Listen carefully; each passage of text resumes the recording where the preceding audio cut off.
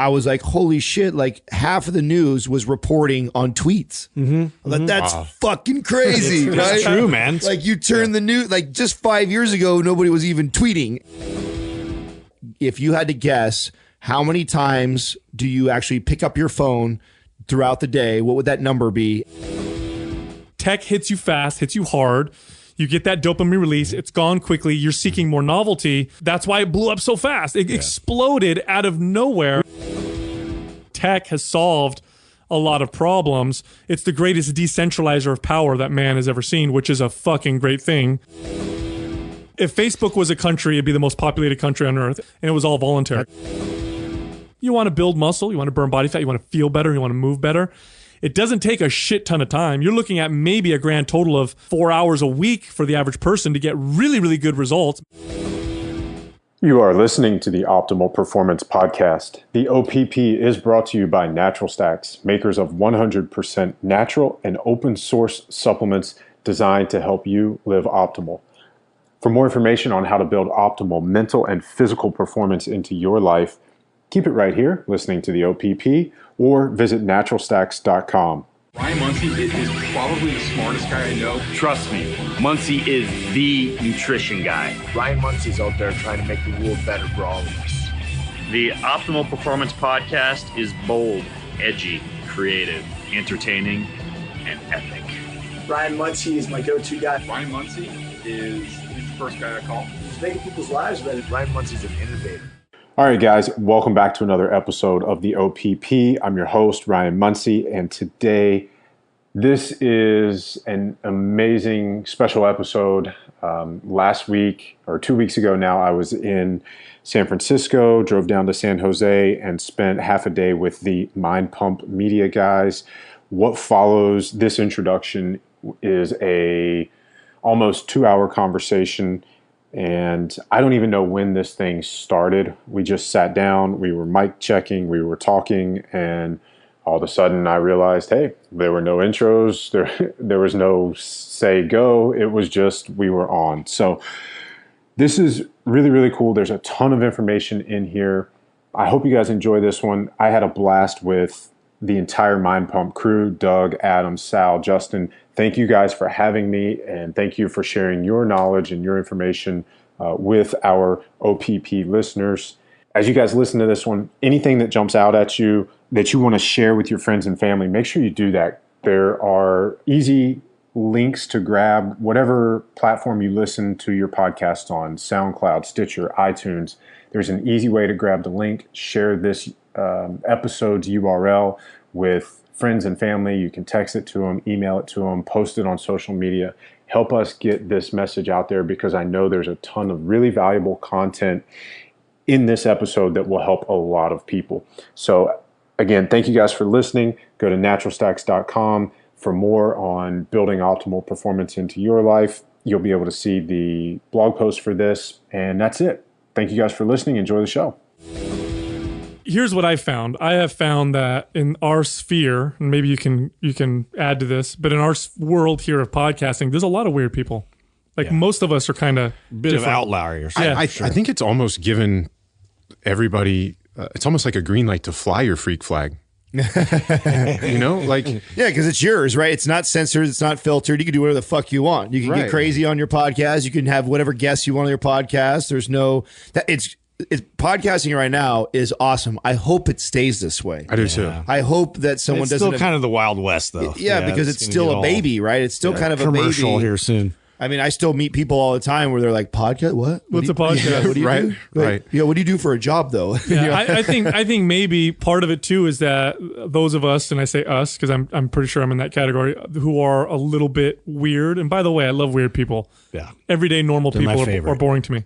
Yeah, but weird people, I think we get there's like a what's the word? A cathartic effect from talking on a microphone. It's almost like therapy.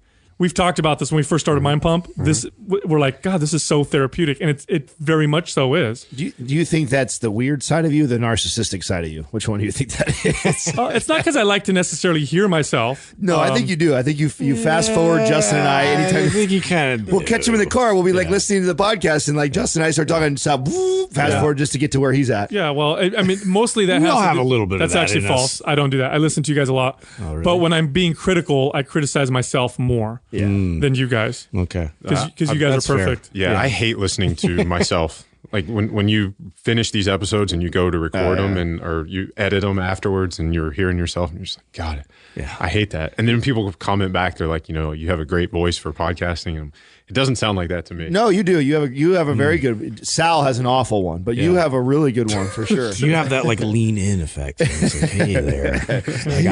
I got you covered. Listen up. You just brought something up about being in this this connected world now. What are your thoughts on that? Like sometimes I find myself, and I don't express this out loud to anybody else, but I find myself battling and struggling with this. Once you start putting out information and connecting to your audience and followers and listeners, it's like it becomes a necessity, and that they want more and they want more and they want more. And sometimes I get frustrated because it's like, man, you know how much work it takes to provide all this free information, and you're giving me shit because I didn't get on my Instagram today or something. Oh, absolutely. And my wife, she gets so upset with me sometimes because, especially now that Instagram has initiated this stories. I mean, those are amazing, but I feel like I have to post something on there 2 or 3 times a day so that there's always something on my story. And like even on this trip, I was sitting out there this morning. I was drinking coffee before I came over here, and it was just a chance for me to have 30 minutes to myself, which, I consider myself an introvert. So I love going on these trips, and every single day I'm hanging out with amazing people. I'm learning stuff. I'm recording these shows, and we're sharing stuff. And I feel as though I have an obligation to document that and put that on Instagram stories and show every little thing. Like, so, yesterday I got to go, we did cold water immersion right under the Golden Gate Bridge, and we were climbing in trees doing the MoveNet stuff. And then, we had lunch at Mission Heirloom, and you want to share all this with people. But then, I'm sitting there today and I'm just like, what am I going to post today? What am I going to post? And then it's like, are you living your life to document it and share it, or are you just documenting what you're actually doing? Well, I think it's this weird thing. There's two things. Once you feel obligated, it doesn't matter what you're doing. It loses whatever it is. It loses its luster. There's an actual term that psychologists use for this phenomenon. So let's say you love playing baseball. You're just like, baseball is my favorite thing in the world. Then it becomes your job, and now you're expected to play, and it loses a lot of its luster. And some people actually start disliking the thing that they like very much because they have that sense of obligation. So a lot of that, I think, has to do with our own mind, our own perception.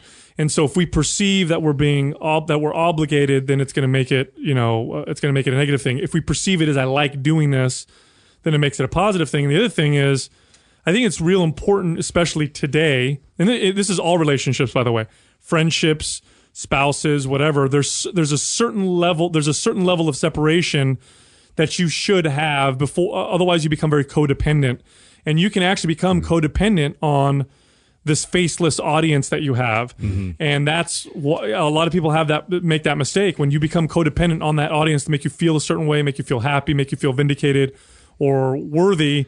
Then you have a problem. So it's important to keep, at least that's what I do. I keep a clear division, and I present, what I think is important for my brand and to my audience, but I also make sure to not share the fuck out of everything. Yeah, you want it to be authentic too, because you can get into that trap where it's like, well, I have to post something today. I have to do it because it's like the business side of you is like, it's volume, right, and it's frequency that's going to win. But at the same time, like if you don't really have anything that genuine to say or something to share, and you're just putting it out, like it's just going to turn out like to be this like just whatever, like just random idea that you had that like people aren't really going to connect with anyway. So what's you'd the point? almost be better off putting nothing out that day. Right, exactly, and that's okay. Yeah. But to what you're saying, Sal, I think anytime we are seeking that external validation, you're removing your locus of control. Your happiness, your satisfaction with who you are or how you're living your life or what you're doing. You're voluntarily handing that over to somebody else, and that's a very dangerous place to be for your own health, happiness, your long-term feeling of fulfillment, and are you really doing what you're supposed to be doing? And I mean, I think you guys know this. Like you've said, you guys have sort of found your superpower. You're going to do this regardless, and I think as long as we're staying in that realm, then it's okay. Well, Yeah, you know what's challenging about it is, so I'm reading this great book right now called Irresistible. And It's got a picture of you on it. Yeah, I was gonna say me. Big picture of your face on it. well, I taped a picture of myself on it. No, it's Just my glutes. So the story or the book is about tech right now and the addictive properties, and that it's actually how much of it is engineered to be that way. Of course. And how much science goes into that. And that no one's really talking about it because really, Facebook and Netflix and all these things, they're all less than 10 years old. So we really haven't seen the long-term effects. And in the book, they interview this psychologist, right? And she's sharing some of her experiences when she's interviewing somebody that's in like their mid-20s or younger. And she always has to ask them, is this a person-to-person conversation, or is this on text, or is this on a social media platform? Because when they share their problems, their issues, the struggles, the fights, all these things are going on, 9 times out of 10, it's not even really person to person, and they don't. Their brain doesn't disseminate the difference of that. To them, it's the same thing as if they were getting in a physical altercation with somebody in real life. And so they were going into, a lot of us don't realize what this could lead to in the future as far as its addictive properties and how much they're engineering it, to the point, which is crazy to me. I didn't know this until this book, that Steve Jobs and many of the other tech moguls, do you know that don't even allow their kids to have an iPhone or an iPad? Yeah. Is that a trip or what? And didn't want them to use Yeah, it. I mean, that should make us all think twice about, living by these things. Right. That should be our first flag right out the gates. Is like the dude who invented it says no. It says it's the greatest thing ever, but then tells his kids no. It's just like those the Monsanto memes where you see the guy out in the field spraying crops and he's wearing like the bio hazmat suit that you see in like Contagion movies. It's and perfectly shit. safe. Yeah, I don't want to breathe this stuff in. I don't want it touching my skin. But you go ahead and eat it. You'll be fine. Didn't they try and corner him to like drink it? Oh, I saw that on that interview. That was a French interview, I think. That was my god! I was like, yeah, drink it. I think when it comes to technology, first off, humans we're dopamine and serotonin seeking creatures. And those are the only two things that make us happy. Yeah, and we're constantly seeking them out. We're constantly seeking novelty. We're constantly seeking some kind of growth or learning, or to satisfy some kind of either primal urge or to run away from some kind of pain. And technology is this it's like the cigarettes of communication, in the sense that one of the reasons why cigarettes are so addictive is because you get a quick hit. You smoke it, it's gone. You need another one right away. And drugs that tend to do this tend to be more addictive than longer acting drugs. Like less people are addicted to like eating marijuana. More people are addicted to smoking marijuana for that particular reason. Tech hits you fast, hits you hard. You get that dopamine release. It's gone quickly. You're seeking more novelty. And so you seek more of it. And that's why it blew up so fast. It exploded out of nowhere. We just haven't really learned how to control it. We haven't learned how to control it because we've never been in this position before. And the best example I can think of where you can see this playing out is pornography.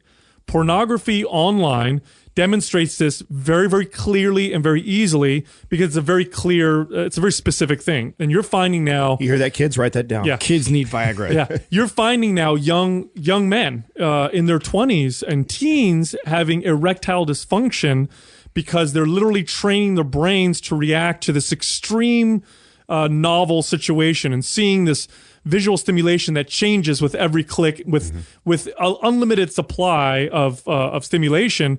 Their brains are literally changing to model after this. And nowhere in all of human history did this ever exist unless you were maybe some kind of like king with access to like thousands of women at your disposal. You'd never experience this. So it's ruining their sex lives. We've talked about how hard it used to be to see porn. You know what I mean? Like, can I say something? Like when I got shamed, like walking back in the back of the video store, going through the curtain. Dude, when I was 15 years old, you could literally trade like 3 dirty magazines for a bike. I'm not even exaggerating. Like kids would give you their fucking bicycle. How funny Oh is my God, that? that was the holy grail. The kid that had the magazine. You're like, oh, dude. That's how valuable You have it all was. my candy. And now we have access to all of it. And tech kind of represents that. Tech represents that because of its ease of access. The fact that we can share so much. So all of a sudden, everybody has a voice, including all the idiots out there. And it amplifies some of the ugly in humans. But it also has a power to amplify the good. It's also driven a lot of these amazing movements. You use the analogy of cigarettes. The book actually gets into this, and they actually claim it to be worse because with something like cigarettes, alcohol, drugs, you have these side effects. Like someone who does a lot of drugs, like you can normally tell. Like you look at him like, okay, that guy does a lot of drugs, or they smoke a lot of cigarettes, right? Or he's always drunk. Like there's these side effects that the average person can see, which actually makes it more difficult to be addicted to it and it be an issue because you actually kind of have to conceal it and hide it. Where with tech, it's become so normal and accepted that everybody uses it and it's the norm that these people that are really, really addicted to it have no idea. Like, and in fact, the average person, like, think about this. And I was actually I'm going to do a post on this on social media sometime this week because I thought this would be interesting to do with my followers, which is here's a test.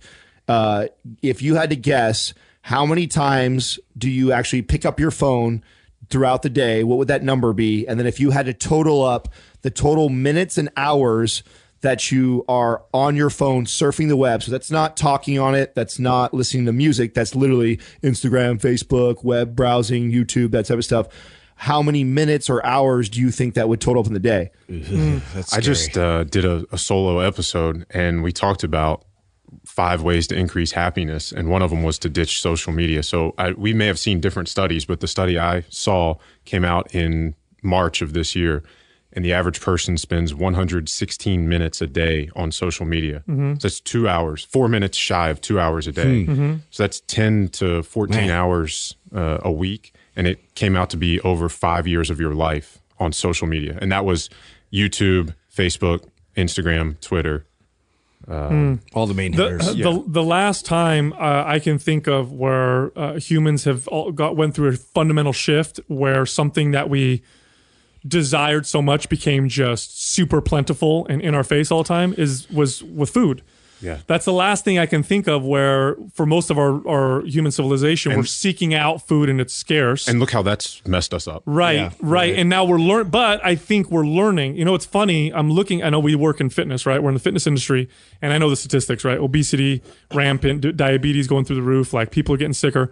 But there's some interesting signs that are starting to pop up. Like soda consumption has dropped for the past couple years for the first time in a long time, in decades.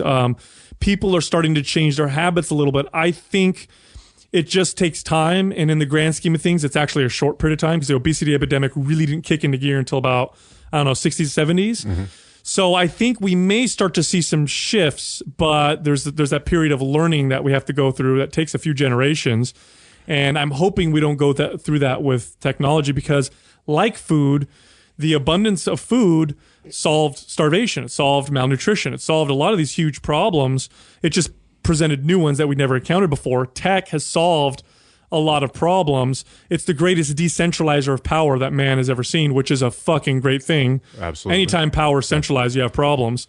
But there's some side effects that we're seeing a little bit now, some unintended side effects, and there's some side effects that we have no idea. I was going to say, I think there's more that we don't have any idea. Like, think for a second, like when I was reading the book, and I'm going, God, think about that. If these kids or these young adults that are in their early 20s that don't even know how to disseminate the difference between a conversation on social media versus an in-person one, what are their kids going to be like? And what's the communication and conversation? Oh, yeah, especially when VR makes its way into the mix. When those kids today become parents, like how are they going to raise their children?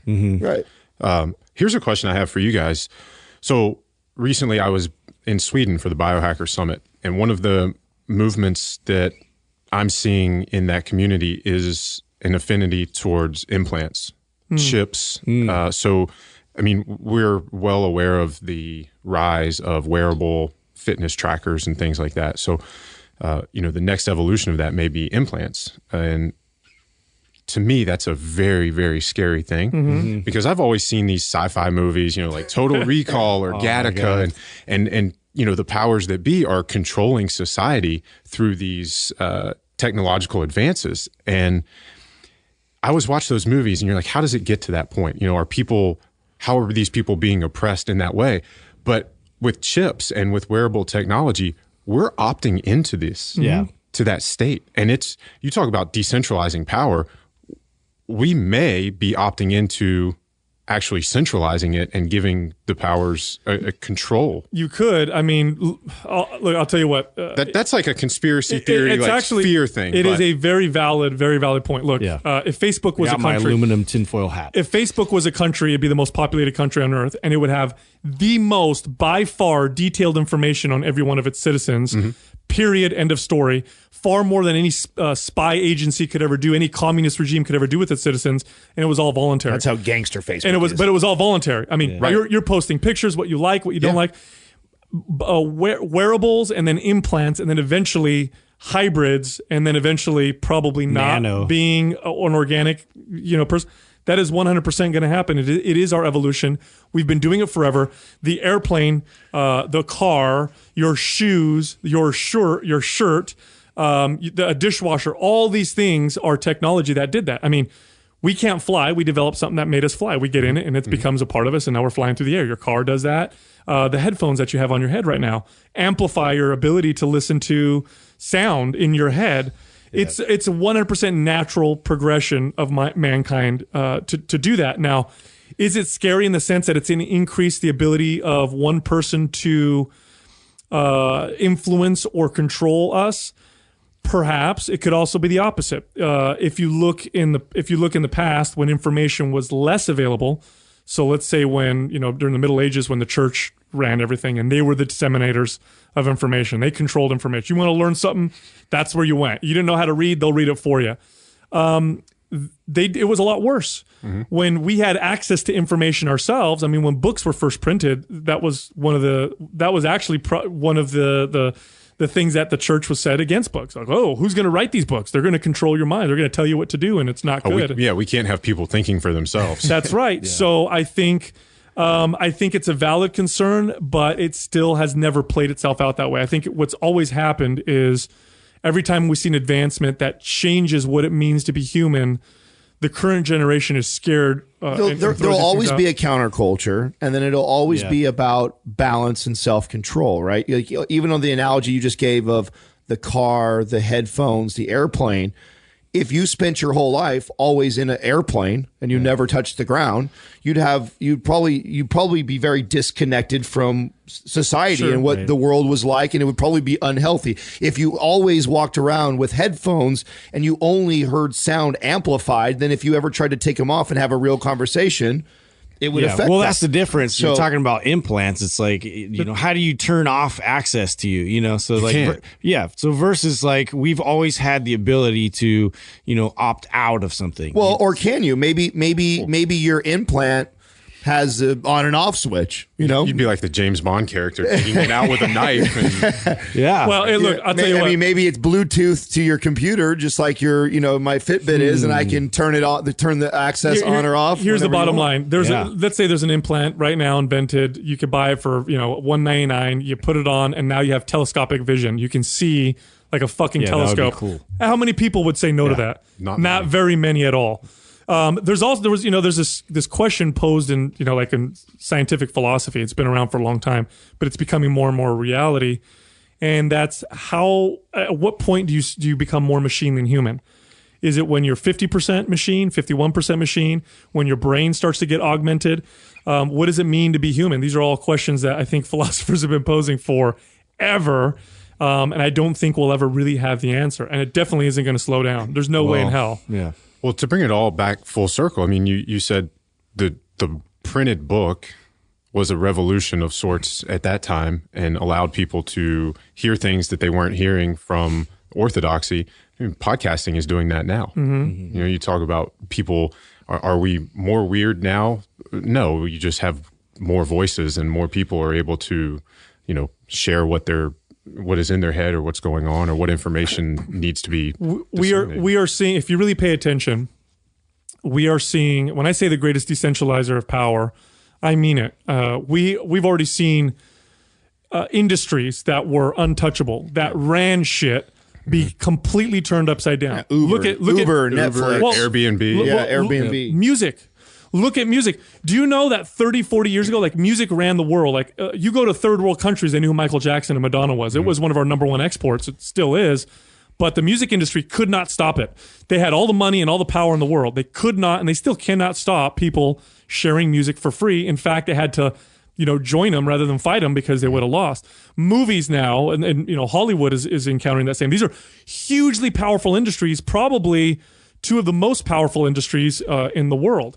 You're seeing that with media now. Look at news networks. You know that a record number of Americans do not trust mainstream media anymore, and their numbers are dropping. I think CNN just fired like 3 or 4 of their top, new editors or whatever because of, some story came out and everybody's saying fake news, this and that's this war of media.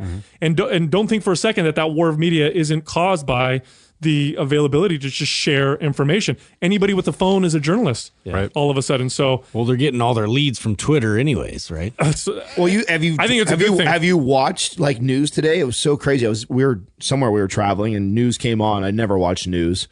And I was like, holy shit, like half of the news was reporting on tweets. Like, that's fucking crazy, right? That's true, man. Like you turn the news, like just 5 years ago, nobody was even tweeting. And like now half the news is centered around what's trending on Twitter right now. And it's like, whoa, that's fucking, and it makes sense why they're doing it because they got to, right? Because if they're not, it's gonna it'll surpass it. Like people want to people want to know what's. What do they say? If you can't join them, beat them. Yeah. I mean, if you can't beat them, join them. Sorry. Yeah, the other one. Yeah, exactly. I mean, that's where people are going. They're going on Twitter. They're going on social media. You can get online and see. You don't have to wait for the USA Today to come out tomorrow to find out what's happening now. Now, Ryan? Do you have? We talk a little bit of this on our show. Do you have practices that you put in place to try and keep that balance? I assuming you're probably like our age, so you were probably before it and after it, so. Yeah, I'm 33. I remember, to your point about porn earlier, I remember in elementary school, we had a recycling bins outside the elementary school. And, one day a friend of mine and I, we took the newspapers or the magazines out from the classroom and we found dirty magazines in the recycling bin, and we actually got inside, like those, like, I mean, it's like a 20-foot long, the big green ones. Yeah, like we got inside there, and we were looking. It was like magazines. You found gold. Yeah, you were like, oh I mean, you're God. in like 4th, 5th grade, like you'd never seen this stuff before. Whoa, Yeah. So I mean, I remember dial-up internet. Somebody calls and you get kicked off the internet, and you're like, "Damn it, Mom, I'm on the internet." And then when Instant Messenger came out, and you can see the same thing happening with fitness. The fitness industry is now getting completely turned upside down. We're seeing it in the small world of like bodybuilding and aesthetics. Like a few years ago, it wasn't that long ago, you'd go to these huge fitness conventions, and the top competing bodybuilders had these long lines, an hour, 2 hours long to get a signature and a picture with Ronnie Coleman or whatever. Yeah. Not anymore. The people with the long lines now are the Instagram stars, the social media stars, and it's not even an autograph. It's let me get a selfie with you so I can post it on social media. Yes, that's right. That's right. Yeah. And now it's the people who are kind of spreading the new information for fitness are people like us, people on podcasts and people on social media. And I think I think it's a good thing. I've heard more good information, although there's still tons of crap information. Yeah. I've heard more good information today it's already spread than I did before. Though. Yeah, but I wonder sometimes too, is that because you see lots of minivans because you drive a minivan now? Is it because this is the topics we talk about? I don't know, dude. We connect with other like-minded individuals. So we all have these similar ideologies. So it sounds like we see it all the time, but really the same amount of minivans have been sold. Maybe, but I picked up when you pick up a magazine like Flex magazine, and there's an entire article on intermittent fasting. Like, that there's an impact that's being made right now. Right. Bodybuilding.com is writing articles on this kind of stuff. They would never have touched fasting. Fasting means you don't take protein powders. Why the hell would they ever promote that? Yeah, to hear a bodybuilding mag talk about not, you might not have to eat protein every 3 hours. I mean, that's a huge paradigm shift in that world. Very, very true. When did you learn that one? Because you were in the strength industry, right? You had a gym, you said. Yeah, I started my gym in 2012. My degree is actually food science and human nutrition. Oh, awesome. And I changed majors when I was in college. It would have been 2006 when I changed majors. And that was my major. So for me, I did more self-education outside of the classroom than I did, in the classroom, even though that is my, classroom degree. Mm-hmm. So when you take a nutrition course or the curriculum is sponsored, paid for by Big Food. So I'm in my classroom and, half of the curriculum is every science imaginable, biochem and molecular biology and all this stuff. And you learn physiology, you learn metabolism. And then you go to your nutrition class and it's, hey, if somebody's diabetic, we're going to reduce their total carbohydrate intake from 60% down to 50%, and that's going to fix everything. And I'm the guy in the back of the class saying, no, that doesn't work. I'm the only male in my family who's not diabetic. I've got personal experience with this. I've read about it on my own. I've educated myself. We just took all these science classes, last semester. I know that's not how the body works. You've got this dysfunction in carbohydrate metabolism. Why are you still going to keep that as 50% of their intake? So for me, I have always asked questions. I want to understand how systems work. And Men's Health was that was my intro into lifting weights. In high school, I saw that, but I never wanted to be the guy that had to rely on them telling me how to train. So I've always sort of wanted to understand those systems. And in college, like I said, I did all that self-education. And, I'm reading at the time, T Nation I read every article on T Nation between 2004 and 2010 and Elite Fitness and all these places that we could go back then before podcasting to get that information.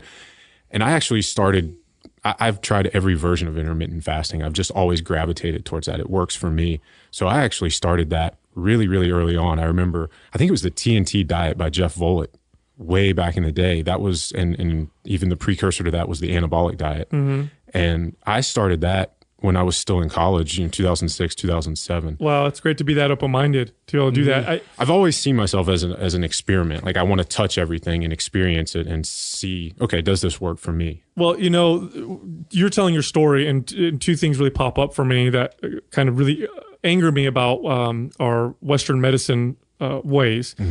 Before I go into them, though, I will say that Western medicine is a huge revolution in health. And if you had to pick one, if you're in a trauma situation, there's no better place to be. And it's brought us incredible advancements, and the scientific method is part of that.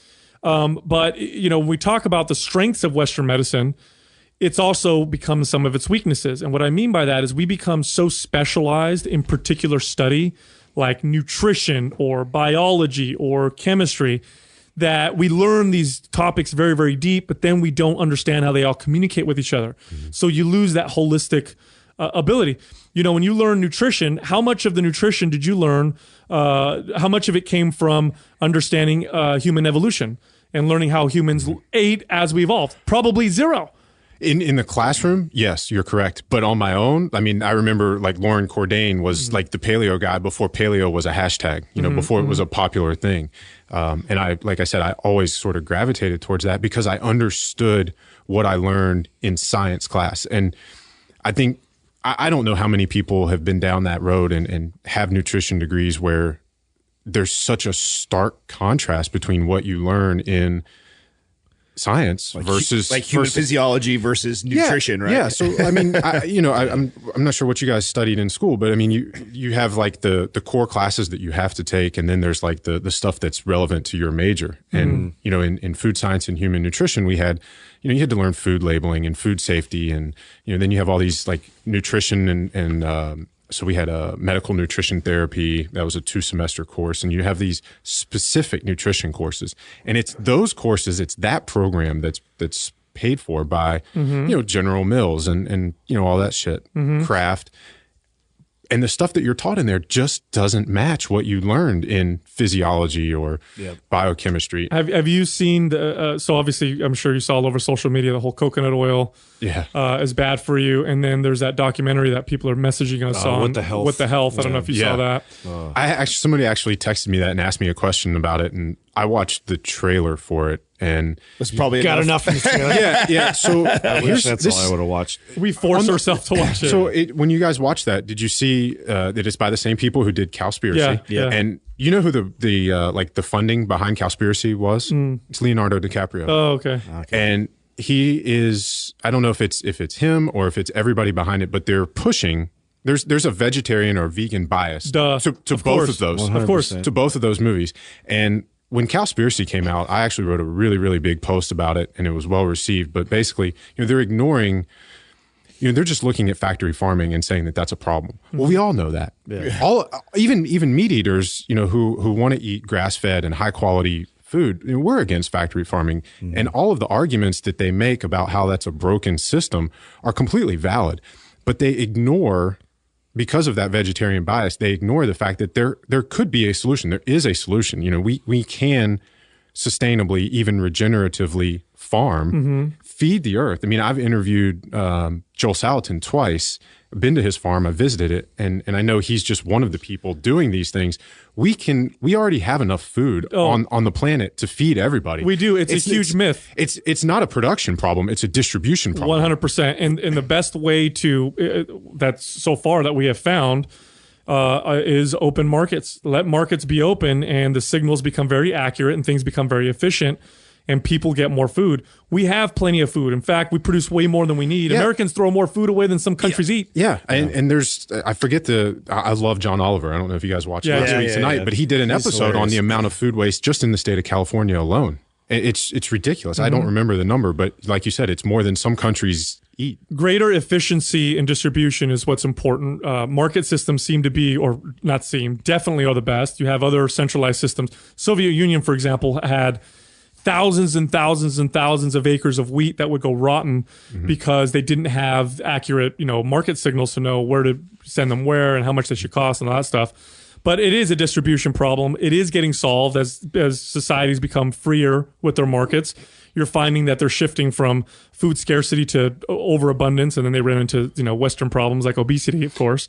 But What the Health goes so much further than Cowspiracy. What the Health literally tries to make the case that, first of all animal products are poison, that if you eat animal products, you're racist. I'm not making that up, by the way. That was in there. Yeah. That it's horrible for everything from the environment to, causing cancer. It is a propaganda piece by people who are vegans and what people need to understand about vegans, which, by the way, I have nothing wrong with. I have no issues with vegans whatsoever. And if you're a vegan for moral reasons, I respect you. But you also got to understand the moral reasoning behind veganism with vegans, and that is that they firmly believe that killing animals is, many of them believe it's equivalent to killing a human. And so if you put yourself in their mindset, you are going to do everything you possibly can, including spread propaganda that may be false, to get people to stop killing animals. And that's what they did. It's really vegan propaganda. It's really they're really trying hard to just, by all means necessary, reduce the amount of meat that people eat. And so it's completely false. So a lot of the stuff that they say is false. It's really unfortunate that the bias takes that story where it takes it, because a lot of the information in there is really good information that people need to know. That's the problem, is you get these documentaries and they pluck the information. It's like, yeah, there's some truth to that, but the spin you just put on it, it's fucking backwards. Right. So how do you guys help your listeners disseminate, what's valuable there, and how do you see through that? That's a conversation. It is a constant check. Yeah. We constantly check ourselves. We when we first started Mind Pump, we set the precedence that we would be as open, honest as possible, and that if we made a mistake or if we gave advice that was wrong, and we found out later, that we would come out and we would call ourselves out before anybody else could. Actually, we pride ourselves in doing that. Yeah. What's the biggest thing that you've had to call yourselves out on so far? PreWorkout supplements. We actually wrote a guide initially on how to make your own pre-workout supplement, because at the time I looked at pre-workout supplements and I saw the ingredients and what they were supposed to do. And I'm like, this is overpriced, and you can buy all what's effective individually and make your own pre-workout. And it's not going to taste good, but who cares? You're saving money. And then when we dive deeper, we realize that pre-workout supplement, you take out the caffeine, and for the most part, it's bullshit. It doesn't do anything for it. It's just a stimulant. It's a flavorful stimulant drink. And that's why people like them. And then there's a lot of detriments. It causes a stress response in the body, which is not conducive to building muscle. It causes downregulation of receptors in the brain. And so you end up getting this tolerance and this almost addictive properties of some of these things. And of course, they're loaded with all this, coloring and artificial flavor and all this stuff. So we actually came out and like, hey, don't take a pre-workout. If you want a little stimmy, drink some coffee before your workout and you're set. Completely different from some of our early episodes where we talked about like the benefits of taking, arginine and, citrulline and all these other things that we've also had to do things like, which is a little bit different than what you're talking about, but where we've had to openly discuss this on air. When we, after we had Dom last year, we all decided to go ketogenic for Dom D'Agostino. Yeah. And so we thought, okay, this would be cool. And I was a major carb eater. So I was like, when I compete, I'm doing 600 grams of carbs every day. And I was totally fine on that. I've never been someone really, really overweight. And I've always been able to control that, keep myself in pretty lean condition and eat a ton of carbohydrates. I love carbohydrates. Why would I ever want to get rid of carbohydrates? Like, I don't care about this. I don't care about the health benefits. I'm fine. Why would I do that? But I thought, well, that's not being very open-minded, and I would love to go through the process. And after talking to Dom and stuff, I thought, you know what? Like, let's do this. Let's go through it. Let's commit to it, and then I can talk about it afterwards on the show. Well, we all did, and just all of us had just an amazing response that we got a chance to share and talk about. Well, after that, everybody started doing, all of our followers, everyone who was on our forum started doing the ketogenic diet. And then really quick, it went from us never really even talking about it to like looking like it was the staple diet for the Mind Pump. And, we'd start to get people inboxing us saying like, oh, I'm getting like the flu from it and I feel awful. It was like, well, stop doing it. It's not for you. We never said it was for everybody. And so I remember having to come out and be like, listen, I just want you guys to know that like just because we say here's the positive benefits that we have noticed and we're sharing this information from you and sharing the science that supports what's going on, it doesn't mean that it's for everybody to do it. It's that, listen, there's some health benefits to doing this. And in fact, like we had Dr. Mercola. It's not the official diet of Mind Pump. Yeah, it's not. And in fact, I don't eat ketogenic. Sal eats like a modified version, and Justin doesn't eat it that way at all. But we have to have these checks and balances when we share things, because even if we don't attach ourselves to anything. In fact, we pride ourselves on not being put in a box. We still, if we are positive about something, people want to put you there. Yeah, well, and even terminology too. We've had to kind of check ourselves. Like I remember even with self-myofascial release, which is like most trainers are pretty familiar with that term and like how we describe like foam rolling and all the benefits of that. And just listening to people like Dr. Andrea Spina and like talk about myofascial release and what it actually takes to release, so we just had to like come back and kind of revisit that and like kind of explain like what we've learned. And, there's still benefit, but actually, here's actually ways to apply it. And this is where it may fit in your workout. And so anyway, stuff like that, we always tend to revisit, especially if we get new information that, is counter to what we've been talking about. We're open to that. One of the best things you can do if you're an open-minded individual, you want to grow, and I'm sure you do this as well, is try to find evidence for the contrary. So if I believe that, protein is really good for me and I need to eat, close to a gram per pound of body weight to build muscle, and what I'm going to do is I'm going to go and search for the contrary. I'm going to search for evidence of the contrary. And sometimes you'll find that the evidence is bad, is poor, and you're right all along. And that's cool. But it's not as awesome as actually figuring out that you were wrong. That's fucking awesome. It's so great to learn and be like, oh, wait a minute, this is something that I was wrong on. And the more often that happens, the more likely you are to start questioning everything and learning more and being more open. And that's really one of the first things that I questioned. Probably the first thing that I really questioned in my fitness career, and I've been professionally in fitness now for 20 years. I've been doing this for a long time. Eating multiple meals a day. No, actually, that was later on. Okay. No, that was later on. one of the first things that I visited was so my goal was always building muscle. I ran gyms, loved frequency. Yeah, loved training clients, loved managing health clubs. But my personal goals was always build muscle. I grew up very skinny, so I was insecure about my body. So it was always about being about being muscular and getting as muscular as I possibly could. And all the information that you read or read about, especially at the time, in terms of training, was body part split. This is how bodybuilders train. Today's chest, tomorrow's back, the next day's shoulders, and so on. And you do, your 12 to 20 sets per body part, and that's just the way you train if you want to build muscle, and that's the way I always had trained. And training any other way was just not nearly as effective. So it was sold in my head. Well, when I owned my personal training studio, and as I'm training clients, every once in a while, not common, most clients just want overall health and fitness, but every once in a while you get someone who's like, I just want to build muscle. And I had a couple of people like that. I just want to build muscle, but I can only afford, 3 days a week with you or whatever. And so a couple times I would put them on kind of these full body routines, and the results were just incredible. So I took my own training and I would read old bodybuilders' routines, and I found that a lot of old time bodybuilders did these different splits where they would hit each body part twice a week instead of once a week.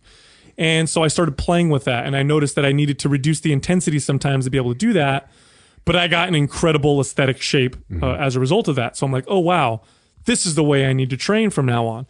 But then I went deeper. I started questioning everything, and I went deeper, and I started looking at the strength training routines of strength athletes and bodybuilders pre-steroids, pre-protein powder, pre-creatine.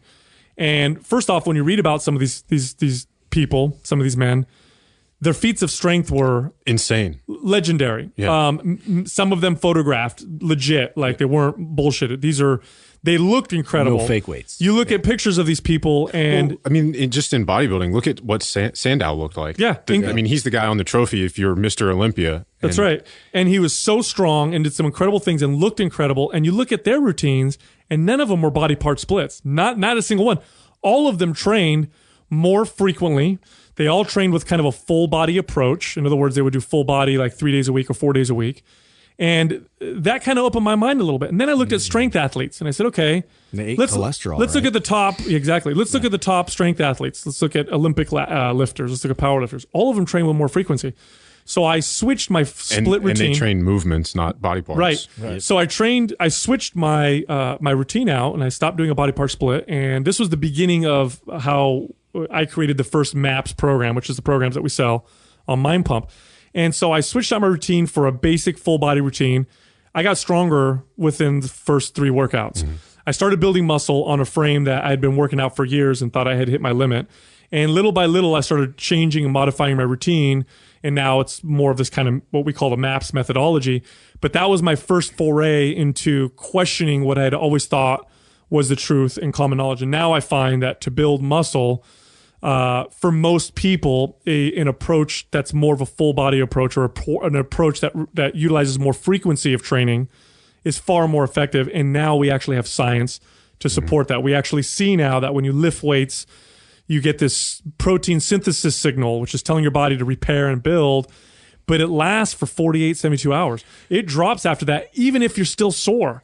And so it makes sense to work out your body again, albeit with less intensity, but to keep that signal loud. So you just said at the beginning of that to look for science that proves the contrary. Yes. So given what you just said, how would you reconcile something like body by science? Are you familiar with that? No, I'm not. Explain. I think it's Doug McGuff. Okay.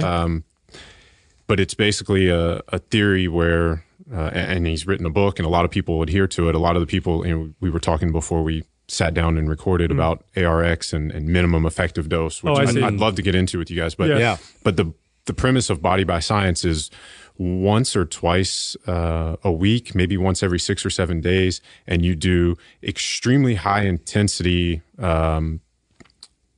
like a full body circuit, but it's only like 4 moves. I think it's like a HIIT workout. Yeah, it's like, and I've never actually practiced it, so I don't know. But I think it was like an overhead press, like a lat pull down, a squat, and something else. But and it's not it's usually done like on machines, like a lat pull down or a leg press, and you're going to extreme muscle failure. You're going to like it's like a 10-second negative, maybe an explosive concentric. I forget the exact prescription. And he's only training one time a week. Once it's minimum. It's like once or twice a week. You only do one set. I could definitely argue and debate that for the good for overall health. For overall health, but not for muscle build, not for hypertrophy. That's not a new concept. Arthur Jones pioneered the old Nautilus. The concept that the signal that you really want to hit to, or at least the way you send the muscle building signal is you hit momentary muscular failure, and from that point, the muscle building signal has been sent, and you want to rest and allow that signal to do its work and do its job. And that was the theory. And there's some benefit to that, or at least there is some evidence to show that it can work sometimes, but definitely not all the time, and definitely not as effective as sending a more frequent signal.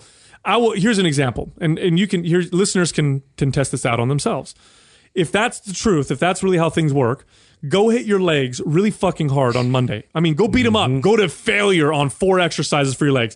Get yourself really sore, and then dedicate the next 6 days to bed rest. Yeah, lay on your back. Lay in bed. Don't move. Don't damage anything. Let everything just rest and recover. Yeah. Go back and do that workout again, and I'll guarantee you that you'll be weaker. Yeah. I'll guarantee you that you lost muscle, that you've atrophied.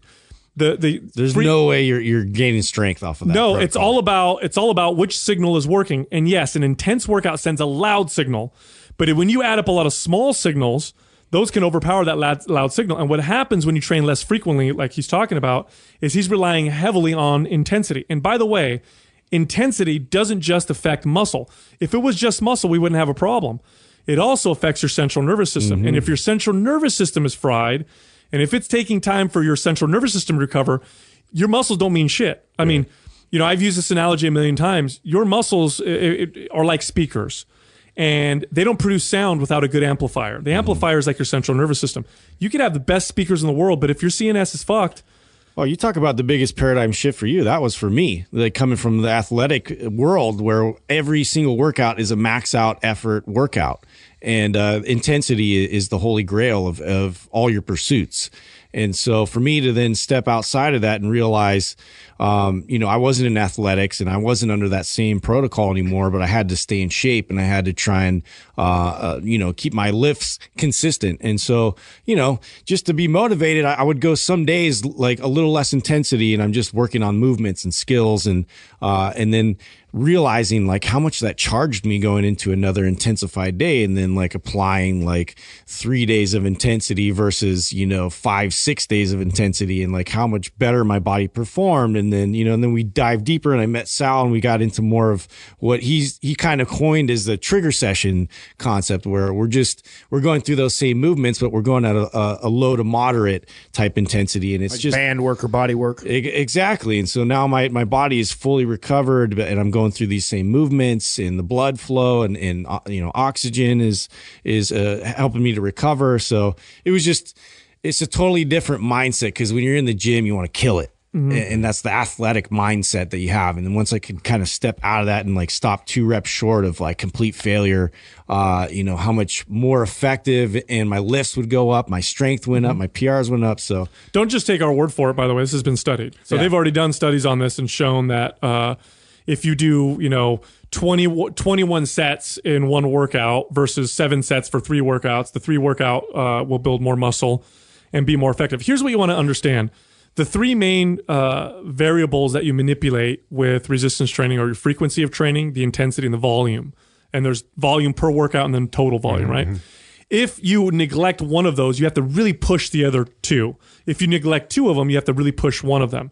And pushing any one of those variables too hard will result in lower or worse results. So if I took out intensity and I just did frequency and I worked out 3 times a day, I would build less muscle as well. What he's talking about, what you just referred to, this one super intense once a week workout, is eliminating frequency, or at least negating the hell out of it. Volume is going to be affected as well, total volume at least, because you're only doing one workout. So you're relying super, super hard on one variable, which is intensity. And that means it's easier to mess up. You have one workout a week to get it right. If you don't have a perfect day, if something happened, well, if you think didn't out get they're good sleep- using machines too. You know, like, think about how you could injure yourself if that's your mentality and you're not hitting those movements all throughout the week. Speaking of machines and high intensity, low frequency, I would love to hear you guys' thoughts on sort of the minimum effective dose movement that you're seeing in people that, you know, may not be strength athletes like we are. Like the four of us are always going to lift. Like that's what we like to do. Not everybody fits that.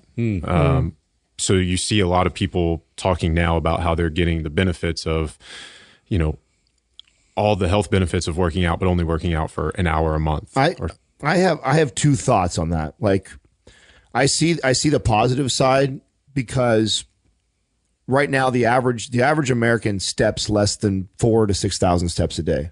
That's not even walking for fucking 60 minutes. Right. So, and we know that anything under 7 increases mortality, all-cause mortality. So if you have a fitness tracker and you get to 10,000 steps a day, that doesn't mean you're healthy. It just means you're not at risk to die sooner. right. There you go. Right.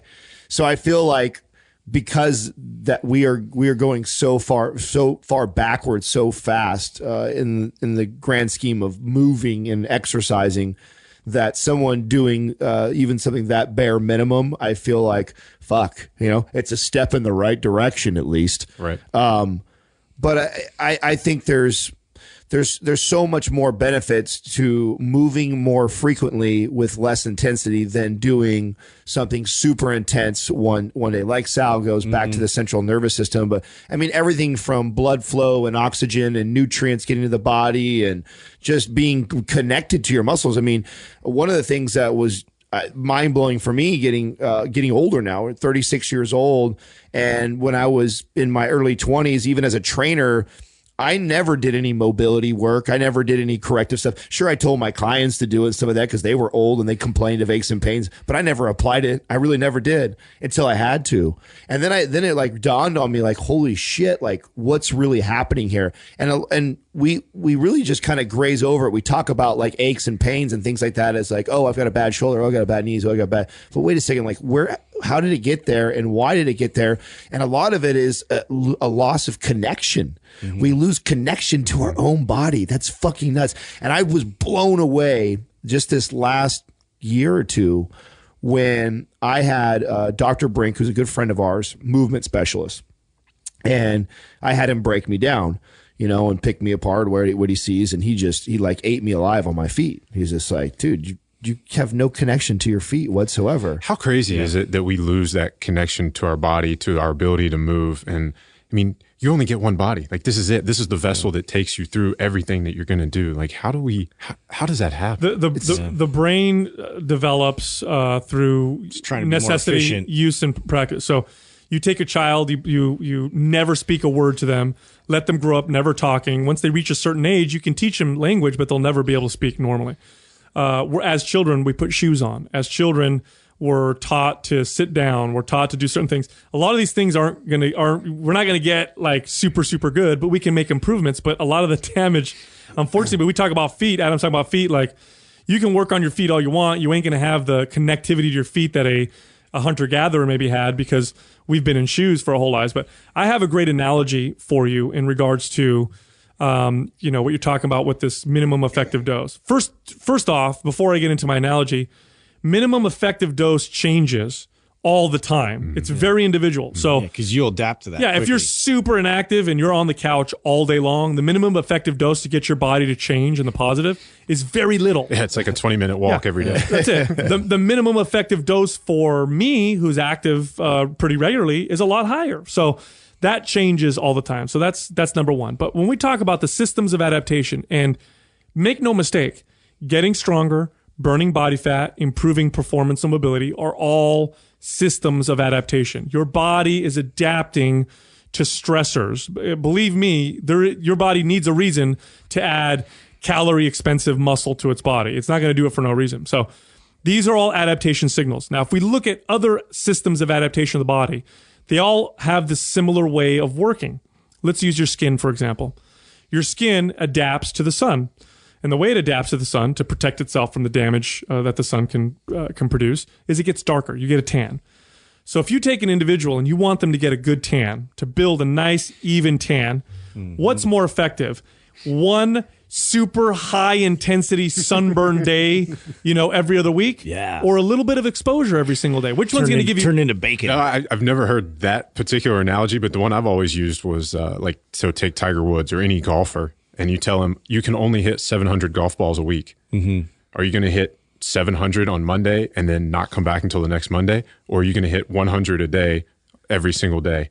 You're especially like from a skill standpoint, because you never reach fatigue, you never reach compromised muscle movement. You're more focused on the integrity of that movement and that nervous system connection than swing 699 is going to be awful. What are you learning? Well, you're learning bad recruitment patterns. And then you can take it a step further, and we bring it all the way down to the learning curve and from the brain side. Like, think of learning a language. If you only had 700 hours to learn a language, would you do it over the course of or one day? I am so lucky to be able to have met a memory grand champion, Matthias Ribbing. And if you guys want to go on your show, I will connect you to him. Please. He would be a fascinating person for you guys to have. But when I was in Sweden, we had dinner one night, and he was explaining to my wife and I how we could learn a language faster.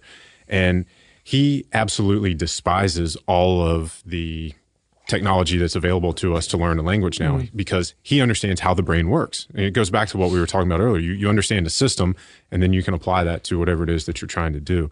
But our visual memory is so much stronger than verbal or language memory. And that goes back to it's just how we're wired. It's the first thing we probably saw things before we ever learned how to talk, right? Yeah. And so he says you look up any language you want to learn. You look up the 1,000 or 2,000 most commonly used words in that language.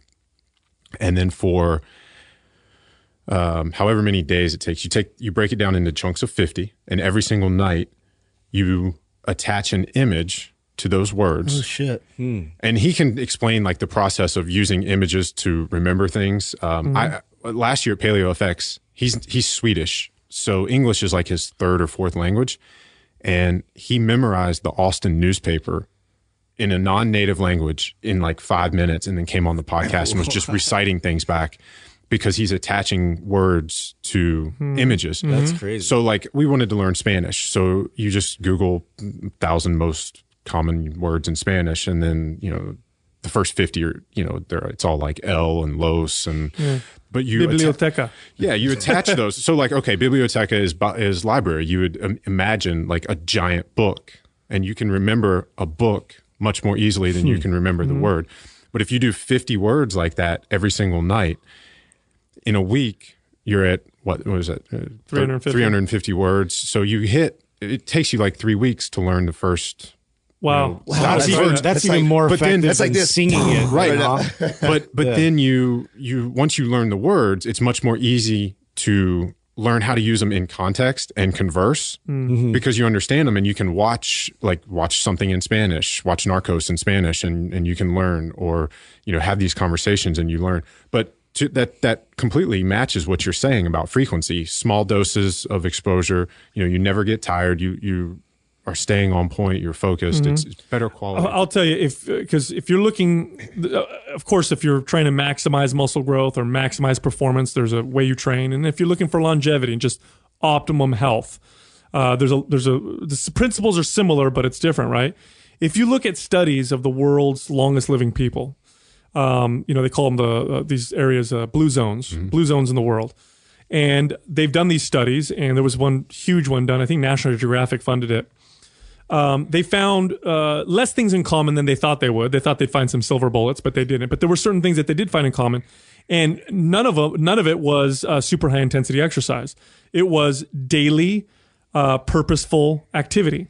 So it was the old man. He's 85 years old. Every day, gets out, goes on his little boat, rows out in the ocean, and goes fishing. Or the woman who climbs up the mountain to collect berries or to milk her goats or whatever. It was daily purposeful activity. So going for a walk, literally, if you're just looking for health and longevity, it's a very easy thing to do is walk everywhere every single day. That alone will make a huge difference. Right. Now, if you want to add a strength component to it, which I think is hugely underrated, I do believe 100%, I'll make this argument all day long, that strength training is the answer to aging more than anything else. It combats all of the things that happen with age, from all the way down to a cellular hormonal level, all the way up to, just mobility and strength. Do some strength training every day. It doesn't have to be tons. You could pick 2 or 3 exercises.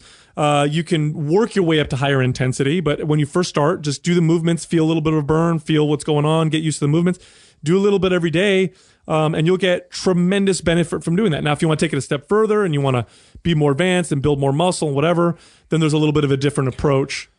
So when you said, and I completely agree with you, but I'm just looking at the trends and what I'm seeing happening in the world. A lot of the people who are the biggest proponents of the high intensity minimum workout time are people who are chasing immortality, anti-aging, longevity. And it doesn't match to the science, which is fascinating to me because everything else they do is so grounded in science. Well, what it does is it appeals quite a bit to the certain mindset, to the mentality of someone who considers themselves to be a biohacker or somebody who wants to learn how to optimize, right? So if you look at the mentality, it's all based around doing the minimum. They're freeing their time up for all these other things they're incorporating. Yeah, you're hacking it, right? You're hacking it. So, I only work out 1 hour a month or whatever. So I've hacked that particular thing. Well, I feel like the problem is it doesn't work. I think that's the argument where I said there's 2 sides to it, right? I feel like you could debate that if it's better than no workout, and if I was only going to do the bare minimum of 20 minutes, what would it look like? And that's probably what it would look like. Super intense, 20 minutes. I mean, if that was like all I got. But I mean, you can't compare it to, 3 hours spread out over 3. It's just not even comparable. But if you're somebody who doesn't even want to exercise, but you recognize, okay, there's health benefits to it. I'm too busy doing all the other biohacks, like sticking things in my ears, my nose, and taking weird pills and shit like that, okay, I don't have a lot of time for exercise. What's the least I have to do to get some benefits from it? Okay, this is the science supports doing this but not over, 3 days a week of 1 hour of walking and doing other movements. I think that's the argument, right? Is that where they're trying to come from? Yeah. It just doesn't work that way. From a muscle building perspective, that signal dies off pretty quickly. Central nervous system takes a little longer to heal. If it's more than what you're currently doing, you'll see some change, but you'll quickly halt. I think the appeal of it, just like when Arthur Jones came out with his, 1 set to failure per body part type deal, the appeal is I don't have to work out that much. Yeah. And it sounds different. It sounds opposing. And anytime, here's a little trick if you want to sell a lot of anything. It's always less is more. Yeah, right? If you want to sell a lot of anything, just say the opposite of what everyone else is saying. 5-minute abs. Yeah, and you'll see all of a sudden people are like, oh shit, that's the answer. So carbs are bad. That got real popular because fat was bad for so long and whatever. Or people always want to hear what's the least, right? What's the fastest? What's the least I got to do to get there? Nobody wants to hear. That's what has the appeal. Everybody's trying to avoid the labor intensive stuff, or they look at that as like arduous. Like I'm already working really hard at my job. Why do I need to work at my body and improve my body? Like that's just another job like I'm adding to the mix. In reality, what you have to understand when it comes to optimizing your life is not a time. You don't want to look at things and necessarily say time spent or is time wasted or whatever. You want to look at the return on that particular time. So I'll give you an example. The ROI. Yeah, I'll give you an example like meditation. Meditation for me it still is rather difficult to do regularly, but it was impossible before because in my mind, I'm sitting there for 30 minutes and I'm not doing anything. When I could be reading, I could be working out, I could be working, I could be doing something else. Like I'm just sitting there like, and for what? What's the big deal? If I'll go to bed tonight and I'll sleep and then I'll calm me down type of deal. But when I started to realize that 30 minutes of meditation translated into another hour or 2 of productivity. And I don't mean that I spent an hour or 2 working more, just that when I did spend an hour working, I was so much more effective. Then I started to say, wait a minute, it's not 30 minutes that I'm actually trading 30 minutes for 60 minutes. Imagine if you could do that all day long. Imagine with money. What if for every dime you gave me, I gave you 15 cents back? You would give me all the dimes you had and you would continue doing that. Yeah. because you'd make way more than you invested. Absolutely. Exercise is like that. Now, at some point, there are diminishing returns, and that's the extremes. I'm not talking about that, but you want to build muscle, you want to burn body fat, you want to feel better, you want to move better. It doesn't take a shit ton of time. You're looking at maybe a grand total of, 4 hours a week for the average person to get really, really good results, maybe 5 a week total. That's not much time at all. But that 5 hours, once it starts to show up in the way you feel, your body, the hormonal changes, all these different things, it's going to turn into something like 10 or 15 or 20 hours of better productivity and quality of life. Well, I like this topic too, because this is a lot of what inspired MAPS is. We do teach the minimal effective dose. I mean, that's really MAPS Red, our foundational program, MAPS Anabolic, is literally a 2 to 3 day a week routine. That's it. And it's a full body. You're only doing like 3 sets of an exercise. It's, it's not designed to kill you. Which is funny, because that's what been like the most criticism we've had, because we get the other side of, the audience of all the people that want to live in the gym. Like, I want to be there 7 days. Like, you're telling me I have to work out only twice, or 3 times a week? Yeah. Like we had a little bit of a revolt. That's the hardest people to convince to trust the process are the ones that are already addicted and are overtraining, right? They're going in 7 days a week, hammering muscles like crazy, beast mode, all that stuff, right? So they've fallen into the sexy side of all the marketing and stuff, right? If you want to look like me, you got to train harder than me, beast mode. Whereas people, coming from your audience, they're going to see that message and be like, oh, I can't do that. I can't have live in the gym for 7 days a week. That's ridiculous. I got a full-time job. I got kids. It's like, so I can understand where they're coming from. Like once a week. Oh yeah, cool. That's all I have to do. Yeah. Yeah. But when you set those wheels in motion and really work with your body, the body changes and it responds, and it doesn't feel like you're forcing it. It really doesn't. It's because your body wants to change. I've said this before on previous podcasts. If you're fighting your body, you'll lose. At some point, you'll lose. Eventually, your body's going to win. You're going to either get sick or hurt, or something's going to happen to you. So you're not going to win. Learn how to work with your body, and proper resistance training does not look like, for most people, for the vast majority of people, does not look like hours and hours and hours in the gym every single day. I think the people that respond and do well with that, I think do well in spite of that. I don't think they're doing well because of that. For most people, I mean, if you, and it all goes down to programming. I want to be clear now. If you go into the gym 4 hours a week and you're doing shit programming, you're not going to get much out of it. But if you've got good exercise programming, you're doing the movements that matter, you know how to phase your workout, so you're training for different types of adaptation, and you're organizing them properly, and you're doing the right, all of it, the programming is good, you're going to get a huge return on that time being spent, and your body's going to change. And the comments that we get all the time from people who've been working out for years is, I can't believe I'm, building muscle like this, or I can't believe I'm getting stronger, or I can't believe I'm burning body fat. And I asked them, well, what do you mean you can't believe? And they're like, well, it feels like I'm not really doing a lot to do it. I'm like, well, that's because you're doing the right thing. Right. It makes a huge difference. So yeah. Well, we talk about how you should feel when you walk out of the gym. Like, you should feel better than you did when you walked in. Yeah, you shouldn't feel defeated. Like, that's not. But that's the message. Again, a lot of before we even started Mind Pump, a lot of when I started my social media, I was that guy because I was a men's physique guy, and I'm in this competing world, and it's everybody's trying to be a fucking martyr. It's about who suffers the most, who trains harder, who starves harder. Come train harder than me. Beast mode this. No days off. It's crazy. So this is interesting. On the flight out here, I actually watched a documentary called The Rise of the Sufferfests. Have you seen this? No. Have you seen this? No. I have to watch that. It's all about obstacle course racing. And as I was watching it, it's really fascinating. I mean, there's some really interesting questions posed, and I made notes, and one of the things that I wrote down was, is obstacle course racing today what bodybuilding and physique stuff was? Because I competed in that too. So when you say suffering, I know you had that drop set on the hack squat, and you just had to go somewhere else in your mind that you got to find something that's going to get you through that. So do you think that the rise in obstacle course races and all these weird things, maybe people who are not into bodybuilding are finding that? I'll tell you exactly why do we want to suffer? I'll tell you exactly what this is. And we do talk about this on Mind Pump, is a lot of people have a very poor relationship with exercise. and they don't realize what they're doing. And a lot of the times, and this is purely from experience. This is from training thousands of people.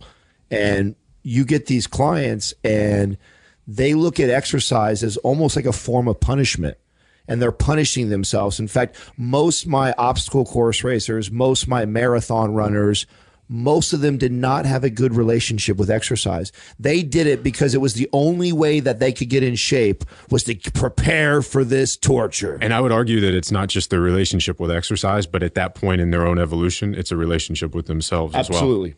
They go hand in hand. Absolutely. They go hand in hand. Now, that all being said, because that's 100% true, and it does tend to attract. Marathons did this before obstacle racing. Like, that's not everybody. Yeah. I think it does tend to attract the person that wants to beat themselves up, punish themselves, or needs an external goal in order to motivate themselves to go to the gym. And to be fair, I mean, I think you guys have talked about this, and I know for me, I mean, we all were at that point in our lives at some point as well. I mean, that's why I got into lifting and strength and physique and, you know, modeling, and that's why you guys got into lifting as well too. Well, I was just going to say that there is another side to that. There is a very cathartic effect that comes from exerting yourself, reaching your limits, and realizing that you're stronger and tougher and more resilient than you ever thought possible. And in today's lifestyle, I don't see obstacle course racing declining in popularity. I only see it increasing. And the reason why I see it, the numbers that he presented are they're staggering. The reason why I think it's exploding and will continue to explode is because our lifestyle is posh. Yeah. We're all super comfortable. We're all a bunch of pussies. Yeah. We don't experience temperature changes, so air conditioning and heating. We don't experience lack of food. We eat 3 meals every single day, sometimes 2 or 1. Nobody ever fasts for a day, and if you do, it's scary. We don't feel pain. Our bodies evolved experiencing these stresses, and so we develop all these nervous disorders like anxiety and paranoias and depression. Deep down, we're craving all this. We need to challenge ourselves. This is why contact sports are so popular. Like, why do we like watching this freaking and hearing the story behind it? Here's the argument to that, and the positive side to that. And we just literally came off a great conversation about stressing the body for adaptations and how there's a way to do it and not do it. I feel the same way with obstacle course racing, with marathon runners. I think there's even competing. I think there's a lot. I got a lot of positive things health wise from actually competing. I think stressing the body intermittently is actually really good. It's the peaking. You experience the peak of that, but you have to go through the process of training leading up to that. Whereas you could see somebody abusing the obstacle course racing, bodybuilding, CrossFits, whatever they're competing in. But they're doing it like way too frequently. They're not really giving their body a chance to, live, adapt, and like go through the training and the strengthening and leading up to a peak. Or it's like what he said. It's the relationship that they have with themselves with it. Like, so I remember, because I love asking, well, why do you do this? Like, what drives you to do it?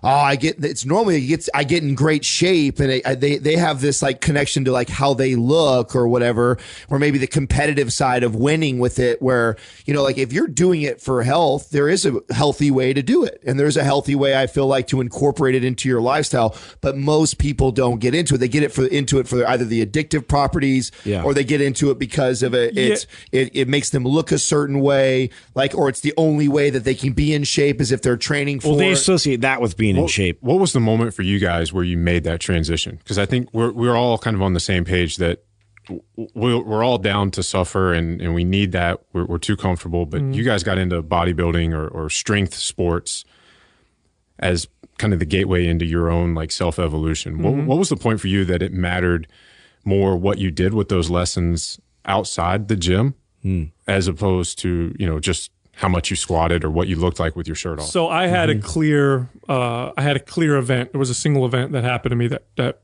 made this fundamental shift for me. And then I also happened to be in an environment that fostered that change.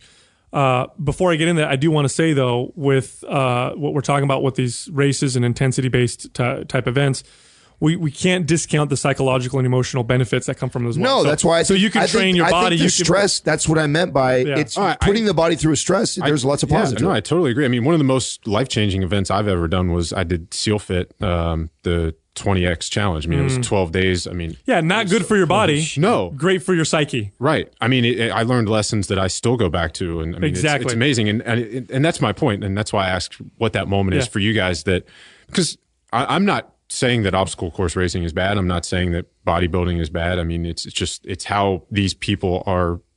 It's our own individual vessel that we're using for that.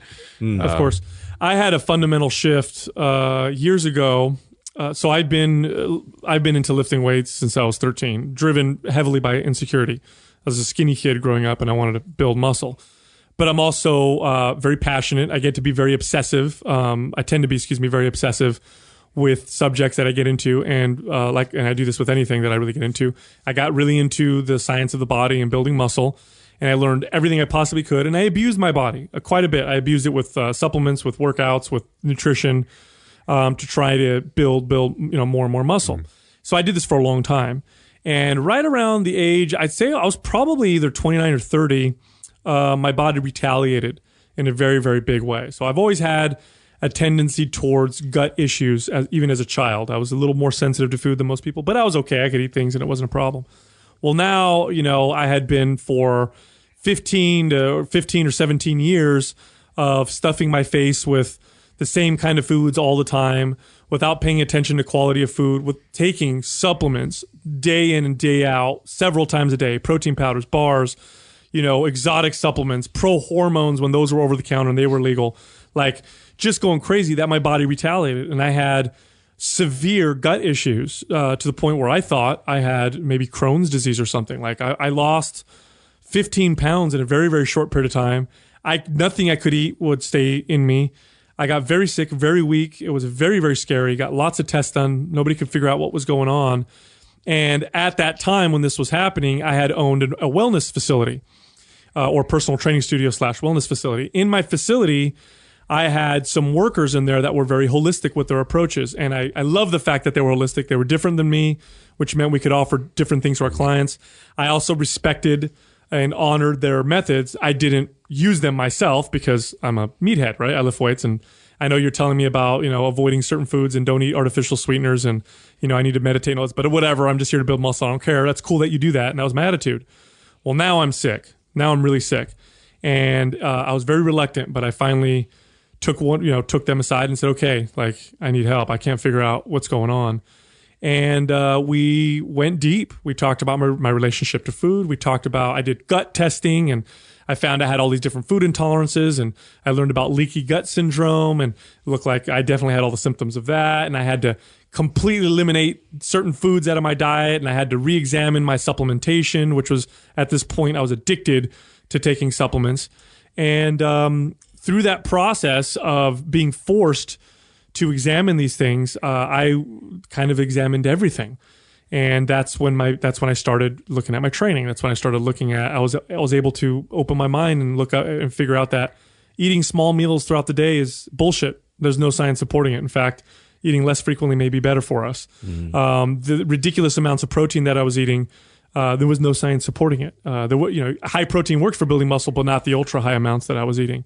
My training changed. All these different things changed, and my body responded. And it was after that I got aesthetically speaking, the best and most fit that I had ever been, but it was completely as a side effect. It was no longer my focus, or at least it gradually became less and less of my focus. I wasn't really caring so much about what I looked like, and yet I looked better than I ever did before. And so that kind of changed my evolution. But for me, it required a massive wake-up call. So it was gradual after that, but it was definitely like a slap in the face. And if I ignored that, I'm sure I don't know where I'd be right now. Yeah, I kind of remember a moment. So for me, basically, like what happened, I was like such an intensity-based person. And so all my workouts, like I had mentioned, like it was all about killing the workout, going max intensity.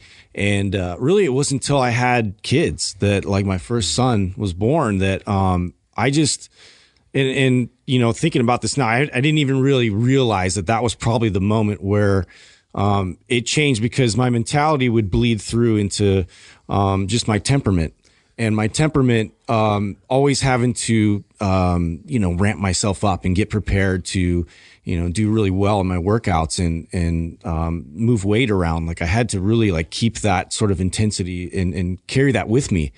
And that just was not, I had no more sleep. It's like I was irritated. It was just not going to benefit me anymore. The second your child is born, your purpose in life completely changes. Completely changes. My whole mindset towards my own health, wellness, and well-being shifted. And even like leading up to that, I didn't even realize, but like I had like a tumor in my adrenal gland. Like I had to deal with like all these things that were kind of coming up as a result of the way that I was treating my body. And so that was like a total like shift for me in the way now I have to approach just working out and having it benefit me more than me really trying to like always increase numbers and get better performance and like take on my workouts. Like it's this like perform mentality always. And the irony is then you perform better.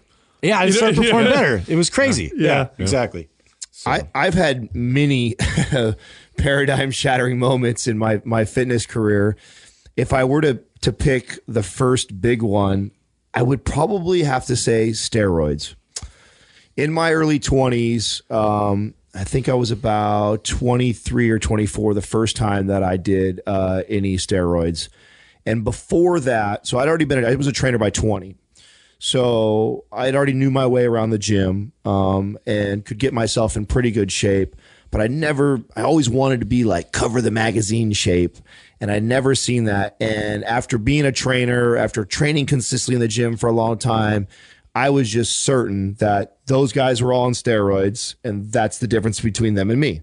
I work hard in the gym. I'm consistent. I've been doing this for a long time. I know what I'm doing in here. These guys just must be on testosterone, and I'm not. And I took a huge stack because I didn't know what the fuck I was doing.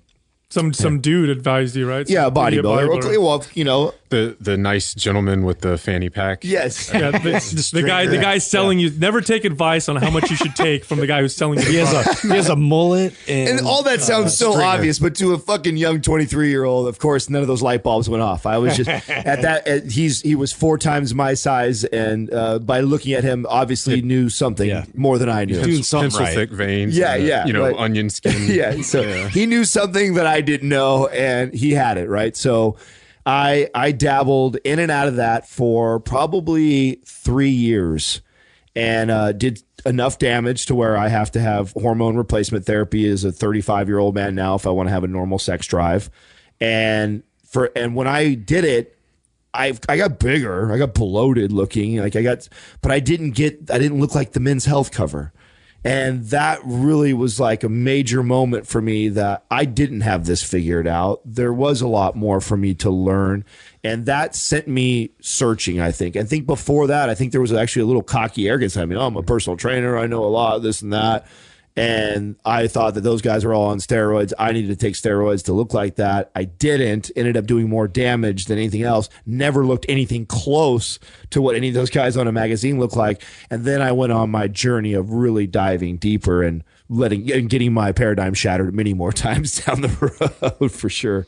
Yeah, it's most kids in that particular scenario, like yours, Adam, they end up just going heavier and heavier and higher doses, and it's terrible to watch. Yeah. Well, that was even me. I mean, that's the reason why I said it went on for 3 years, because it wasn't like I took my first cycle and I said, like, oh, it doesn't work. It was like, I just need more. Yeah, I need more of it. Like the very first one, I still remember this day, because I was the skinny kid trying to get big. And the very first cycle I took, it was such a large cycle that all it really did was speed the fuck out of my metabolism, the super fast one I already had. And I couldn't eat enough calories. I was burning so much that I just got lean. I got ripped. I was super strong. So I was like this strong, skinny kid. So I was all of a sudden pressing, I went from pressing 70-pound dumbbells to pressing like 130-pound dumbbells, but weighing $185, and it just didn't make sense to me. Like, what's going on here?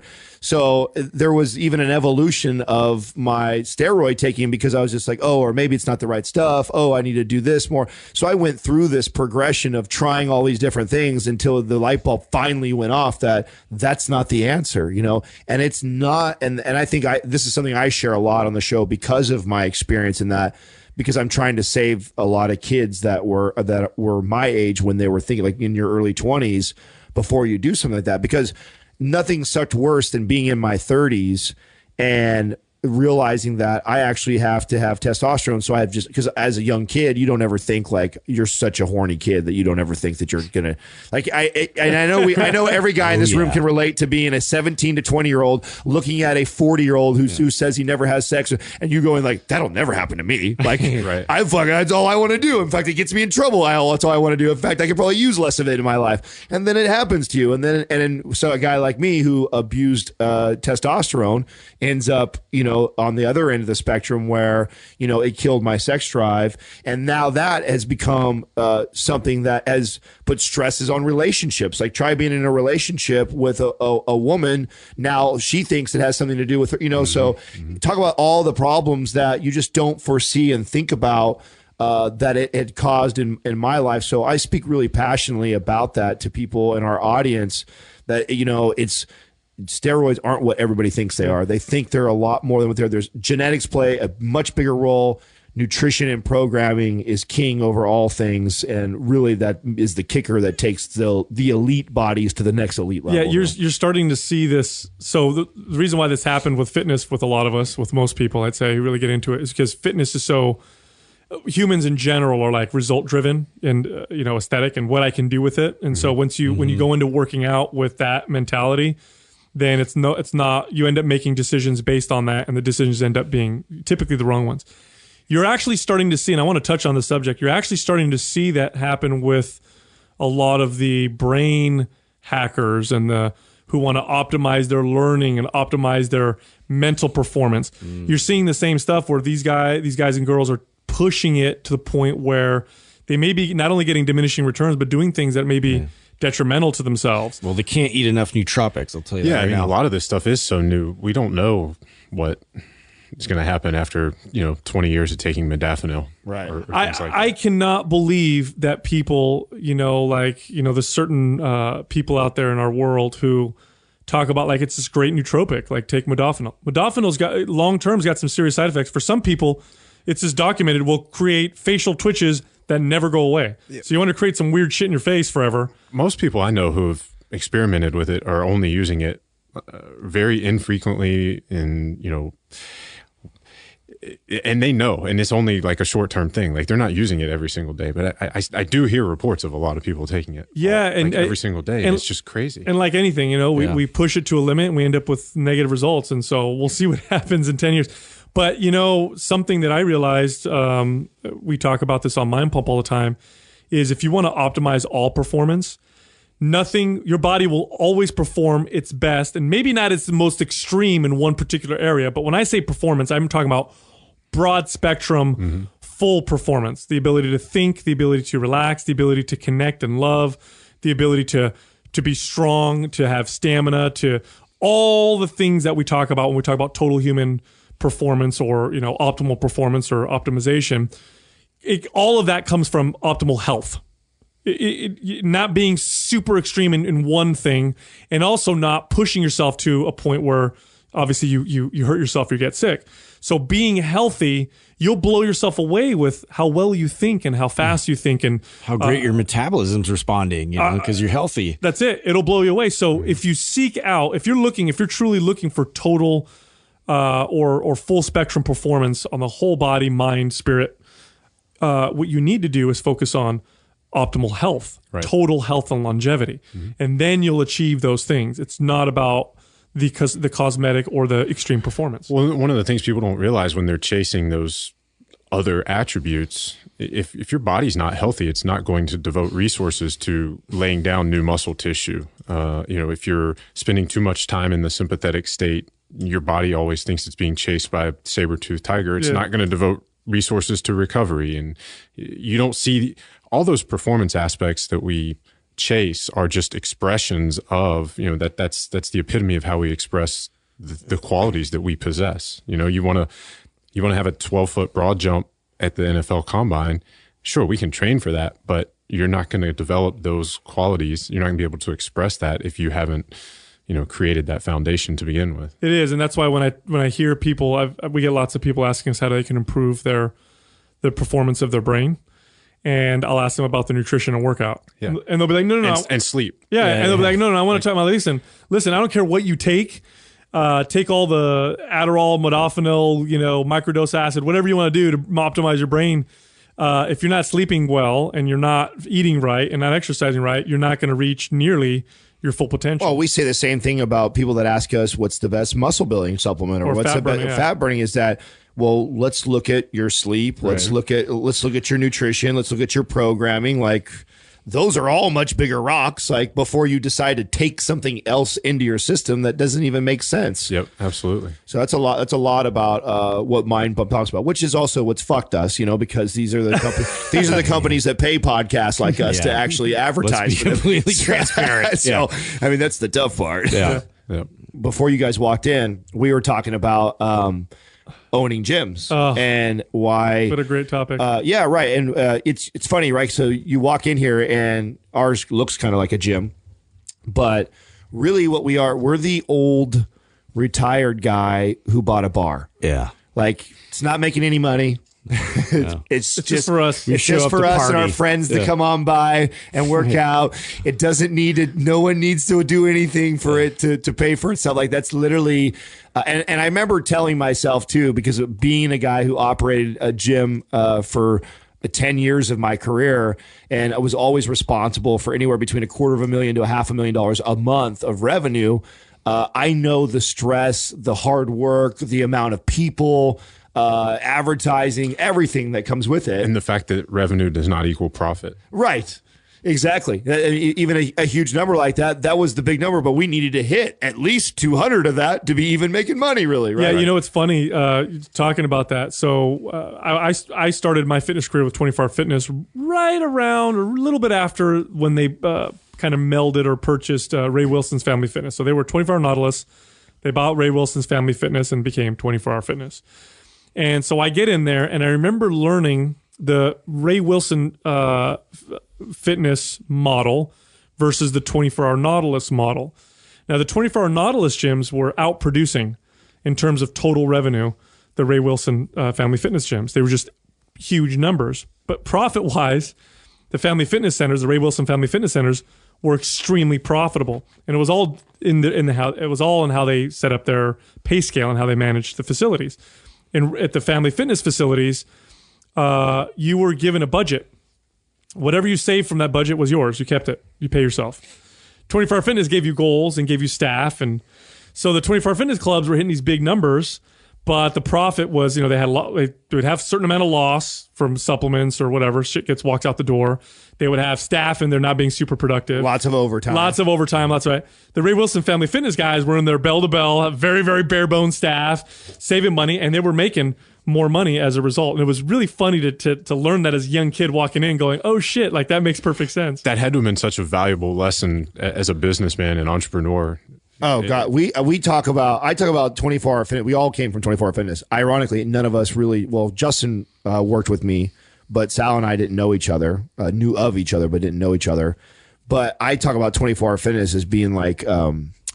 It's a formula. Like bad parents. That's what I say. Yeah. So, and by bad parents. There are bad parents for sure. And why I say bad parents. By bad parent, I love them. And I will always have a lot of respect for them because they taught me many things.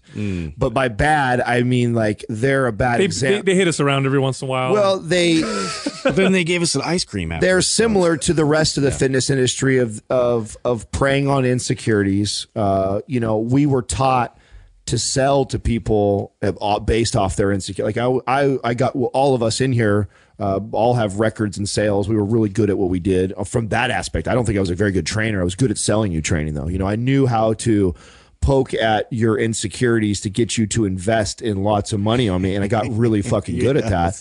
And I justified it and was proud of myself for that because I got trophies for it and I got paid a lot of money to do it. And you're doing a good thing, right? You're getting them to work out and all that stuff. You're tricking them into fitness. It taught me a ton about business with fitness. It was an incredible teacher from that aspect, but I also think that back to the bad parents analogy that, we do things completely opposite and different. And that's a lot of our message is against that. I'll tell you what, working for 24 Hour Fitness is that they were the first fitness company to hit $1 billion in value. And they did a lot of things right.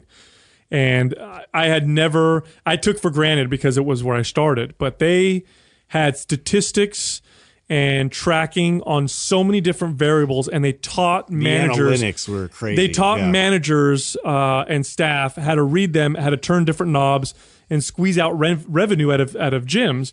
They also taught the sales process that was very, very effective.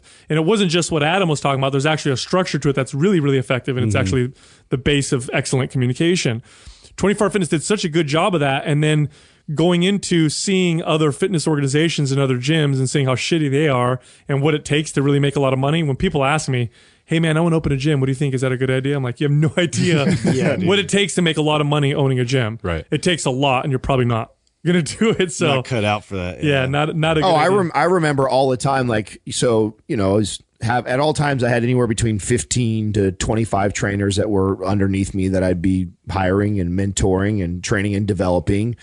And, it was always the guy or girl who was on the bottom 10 as far as performers, revenue, hours service, so that they were the least busy. They weren't doing a lot of them, that would approach me after a year or so of training there and go, this place isn't for me. I think I need to start I'm going to do my own thing. And I'd just be like, oh man, you don't want to do that. Like you're having a really tough time here. You have no fucking idea how much it's easier for you right now. When you walk out that door, it's going to get tough. But I'd always be supportive and hey, whatever, I'm always here. And I continued to mentor a lot of trainers after they moved on. But rarely ever did you see a trainer leave that unless they were like a top performer already. They got it. They figured the business model out. They were appreciative that they had these 2,000 workouts a day. So they looked at it like, holy shit, this is 2,000 leads I'm getting every day. They were talking to members. They were booking free appointments. So they were doing all the things they had to do to build a very successful business.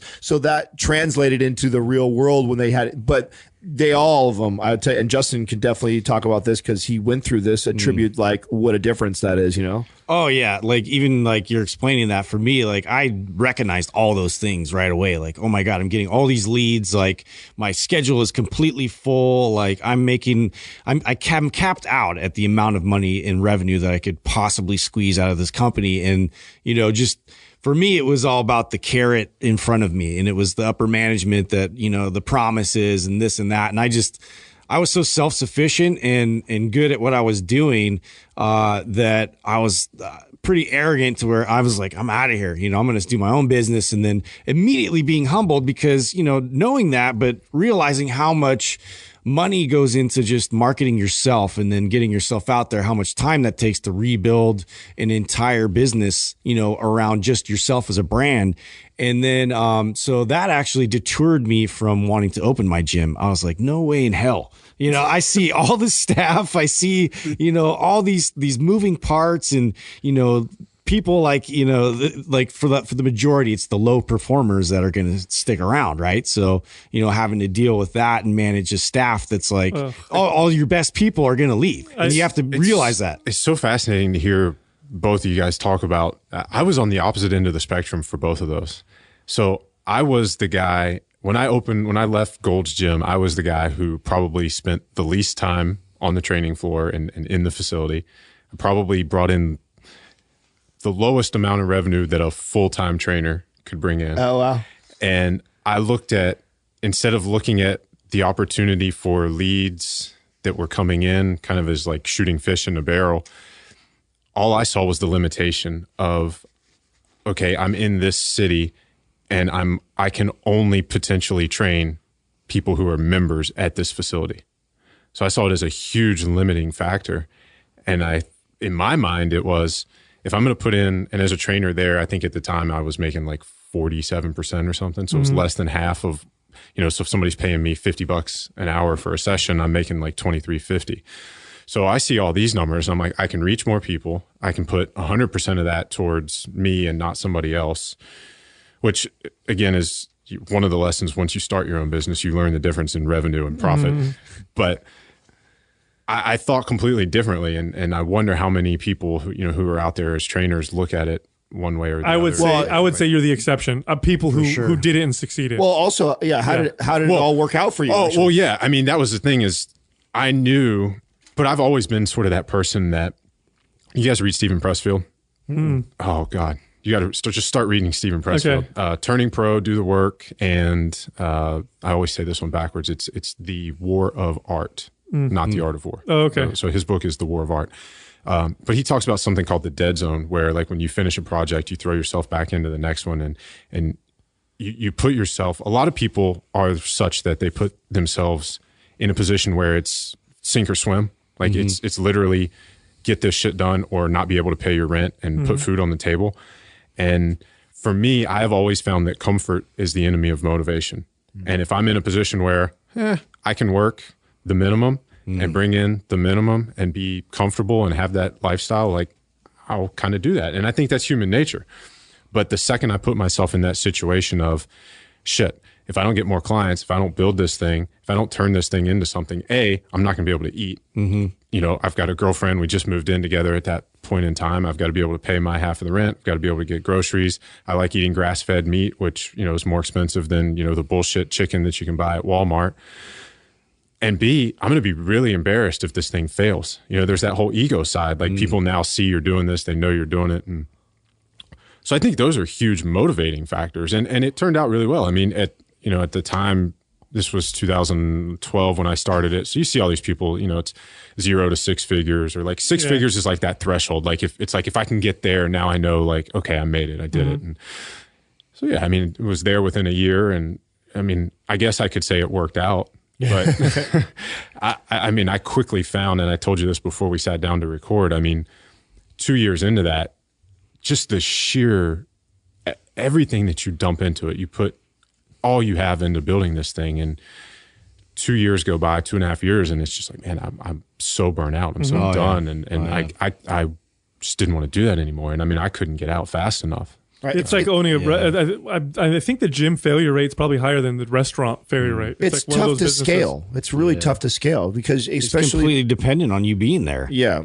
And you only have so many hours a day. If you build it around you. Right. There are a lot of people who are succeeding, putting the people in place and building a business. So if it can't run without you, it's not a business. It's just a hobby that makes money. Yep.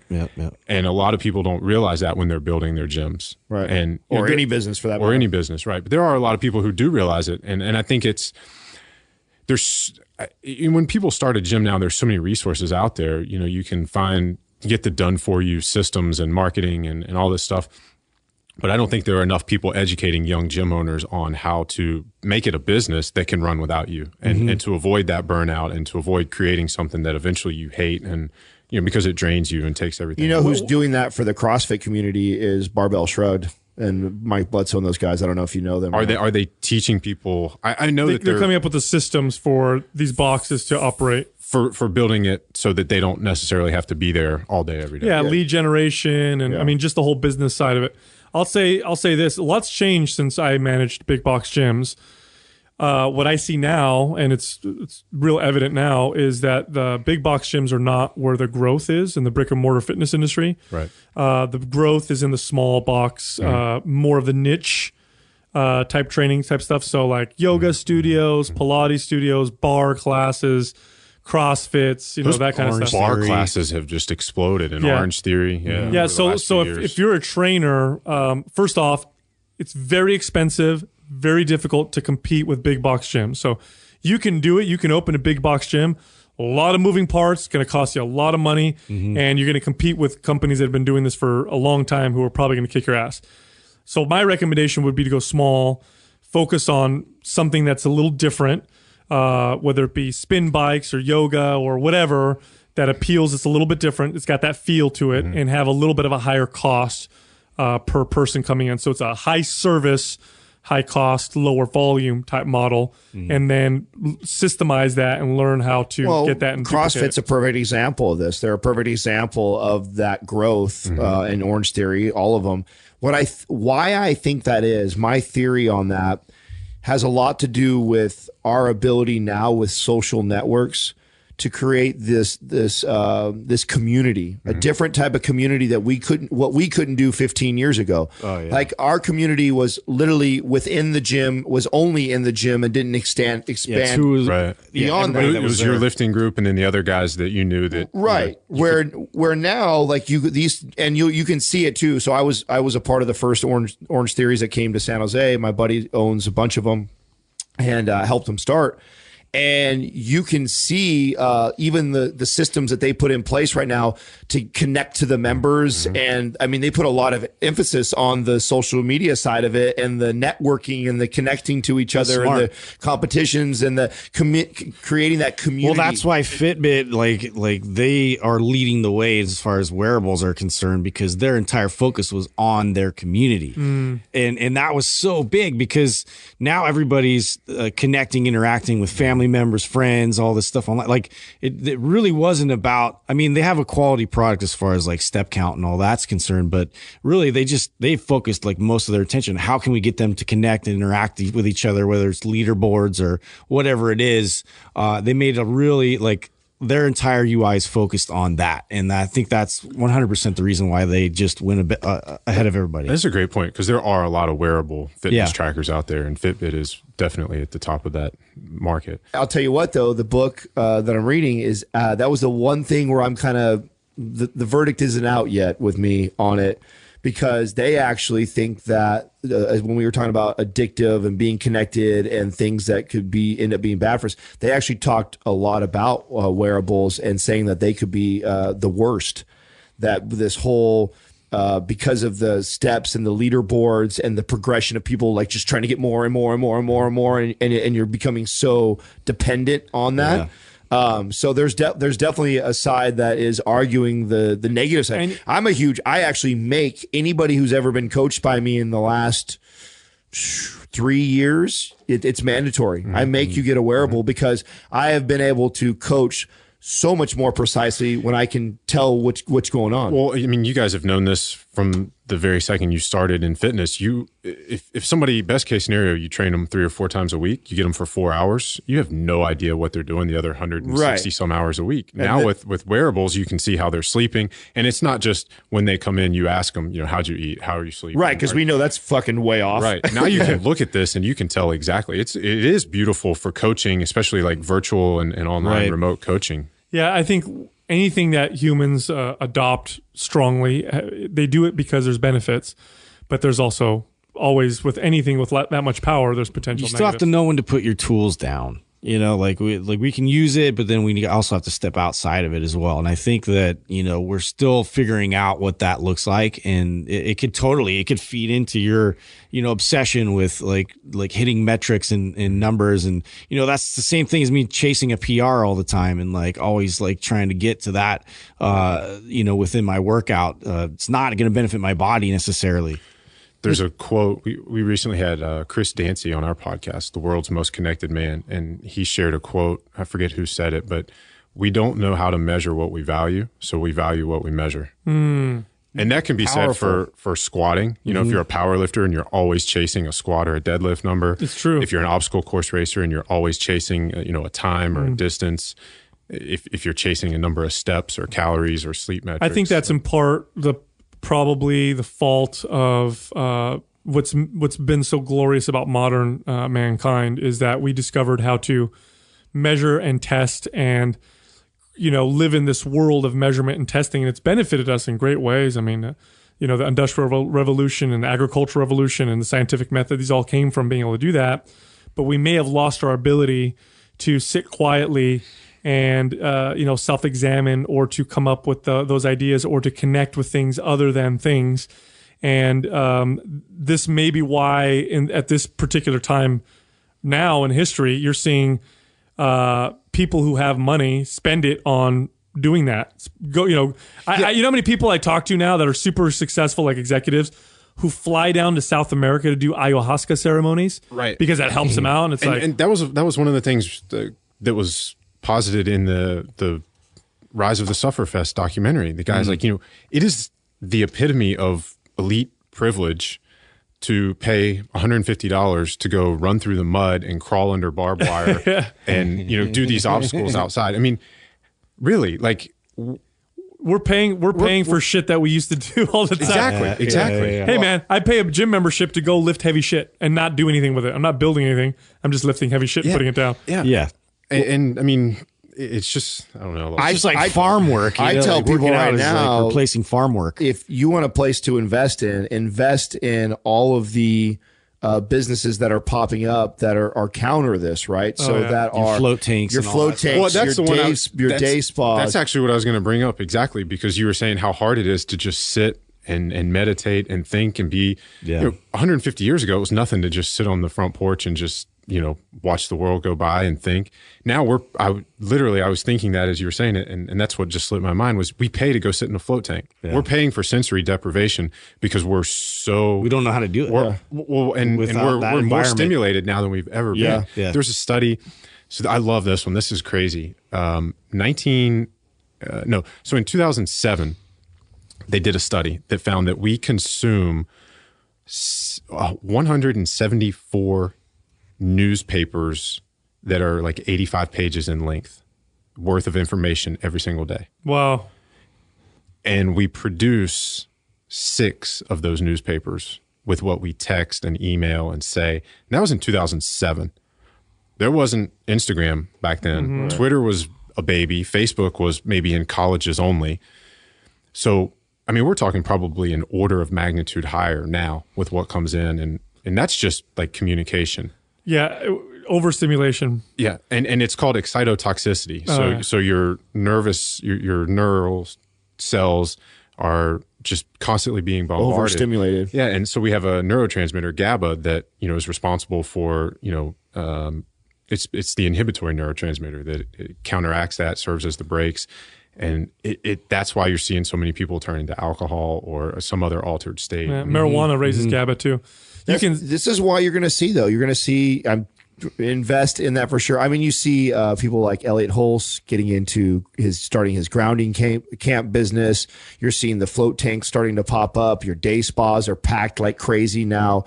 I mean, our best affiliate that we have out of everything that's connected to us is our Brain FM. Why? Because it really fucking makes a huge difference for people right now. We're so tapped in and connected.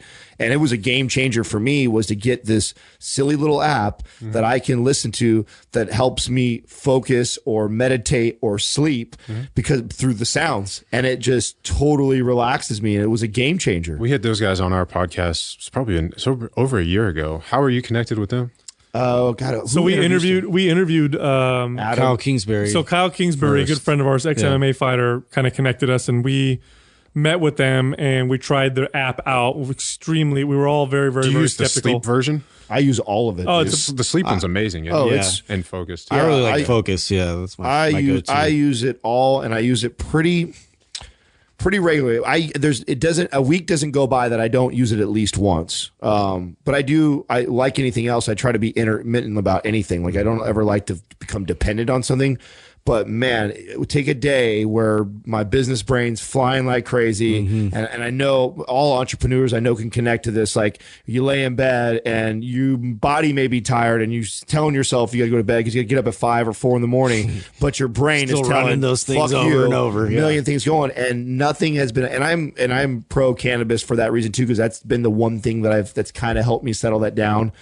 The only thing that's ever surpassed that was Brain FM, was being able to put those headphones on, put it in sleep, put it in meditate, and then I'll do like a little breathing, like some box breathing. It'll put me right down. It's amazing. Game changer. Yeah, because of the modern world, we're just going to have to plan. We're just going to have to plan and figure these things out. It doesn't happen every day now because that's the way we live. Yeah. It's only going to happen if we schedule it, unfortunately, and plan for it. Same reason why you have to make time to exercise is because if you don't fucking move. But 400 years ago, nobody needed to plan to exercise. Movement. They exercised on accident. You know what I mean? Life was exercised. Everything, right? Exactly. Yeah. So today, you need to schedule and plan these things. And again, the return on investment is, in my experience, it's incredible. It's incredible. So you will be more productive anyway. So for those of you listening who are freaking out like I don't got time to schedule a float tank, or I don't want to, And you'll learn more efficiently. You'll do better with it. You're the person that needs it most. Yeah, exactly. And you'll do better as a result. So man, what a pleasure, dude. Yeah, it's been a blast. Thank you guys. Yeah, excellent. It was a great time having you down here, man. We're gonna have to do this more often for sure. Very cool.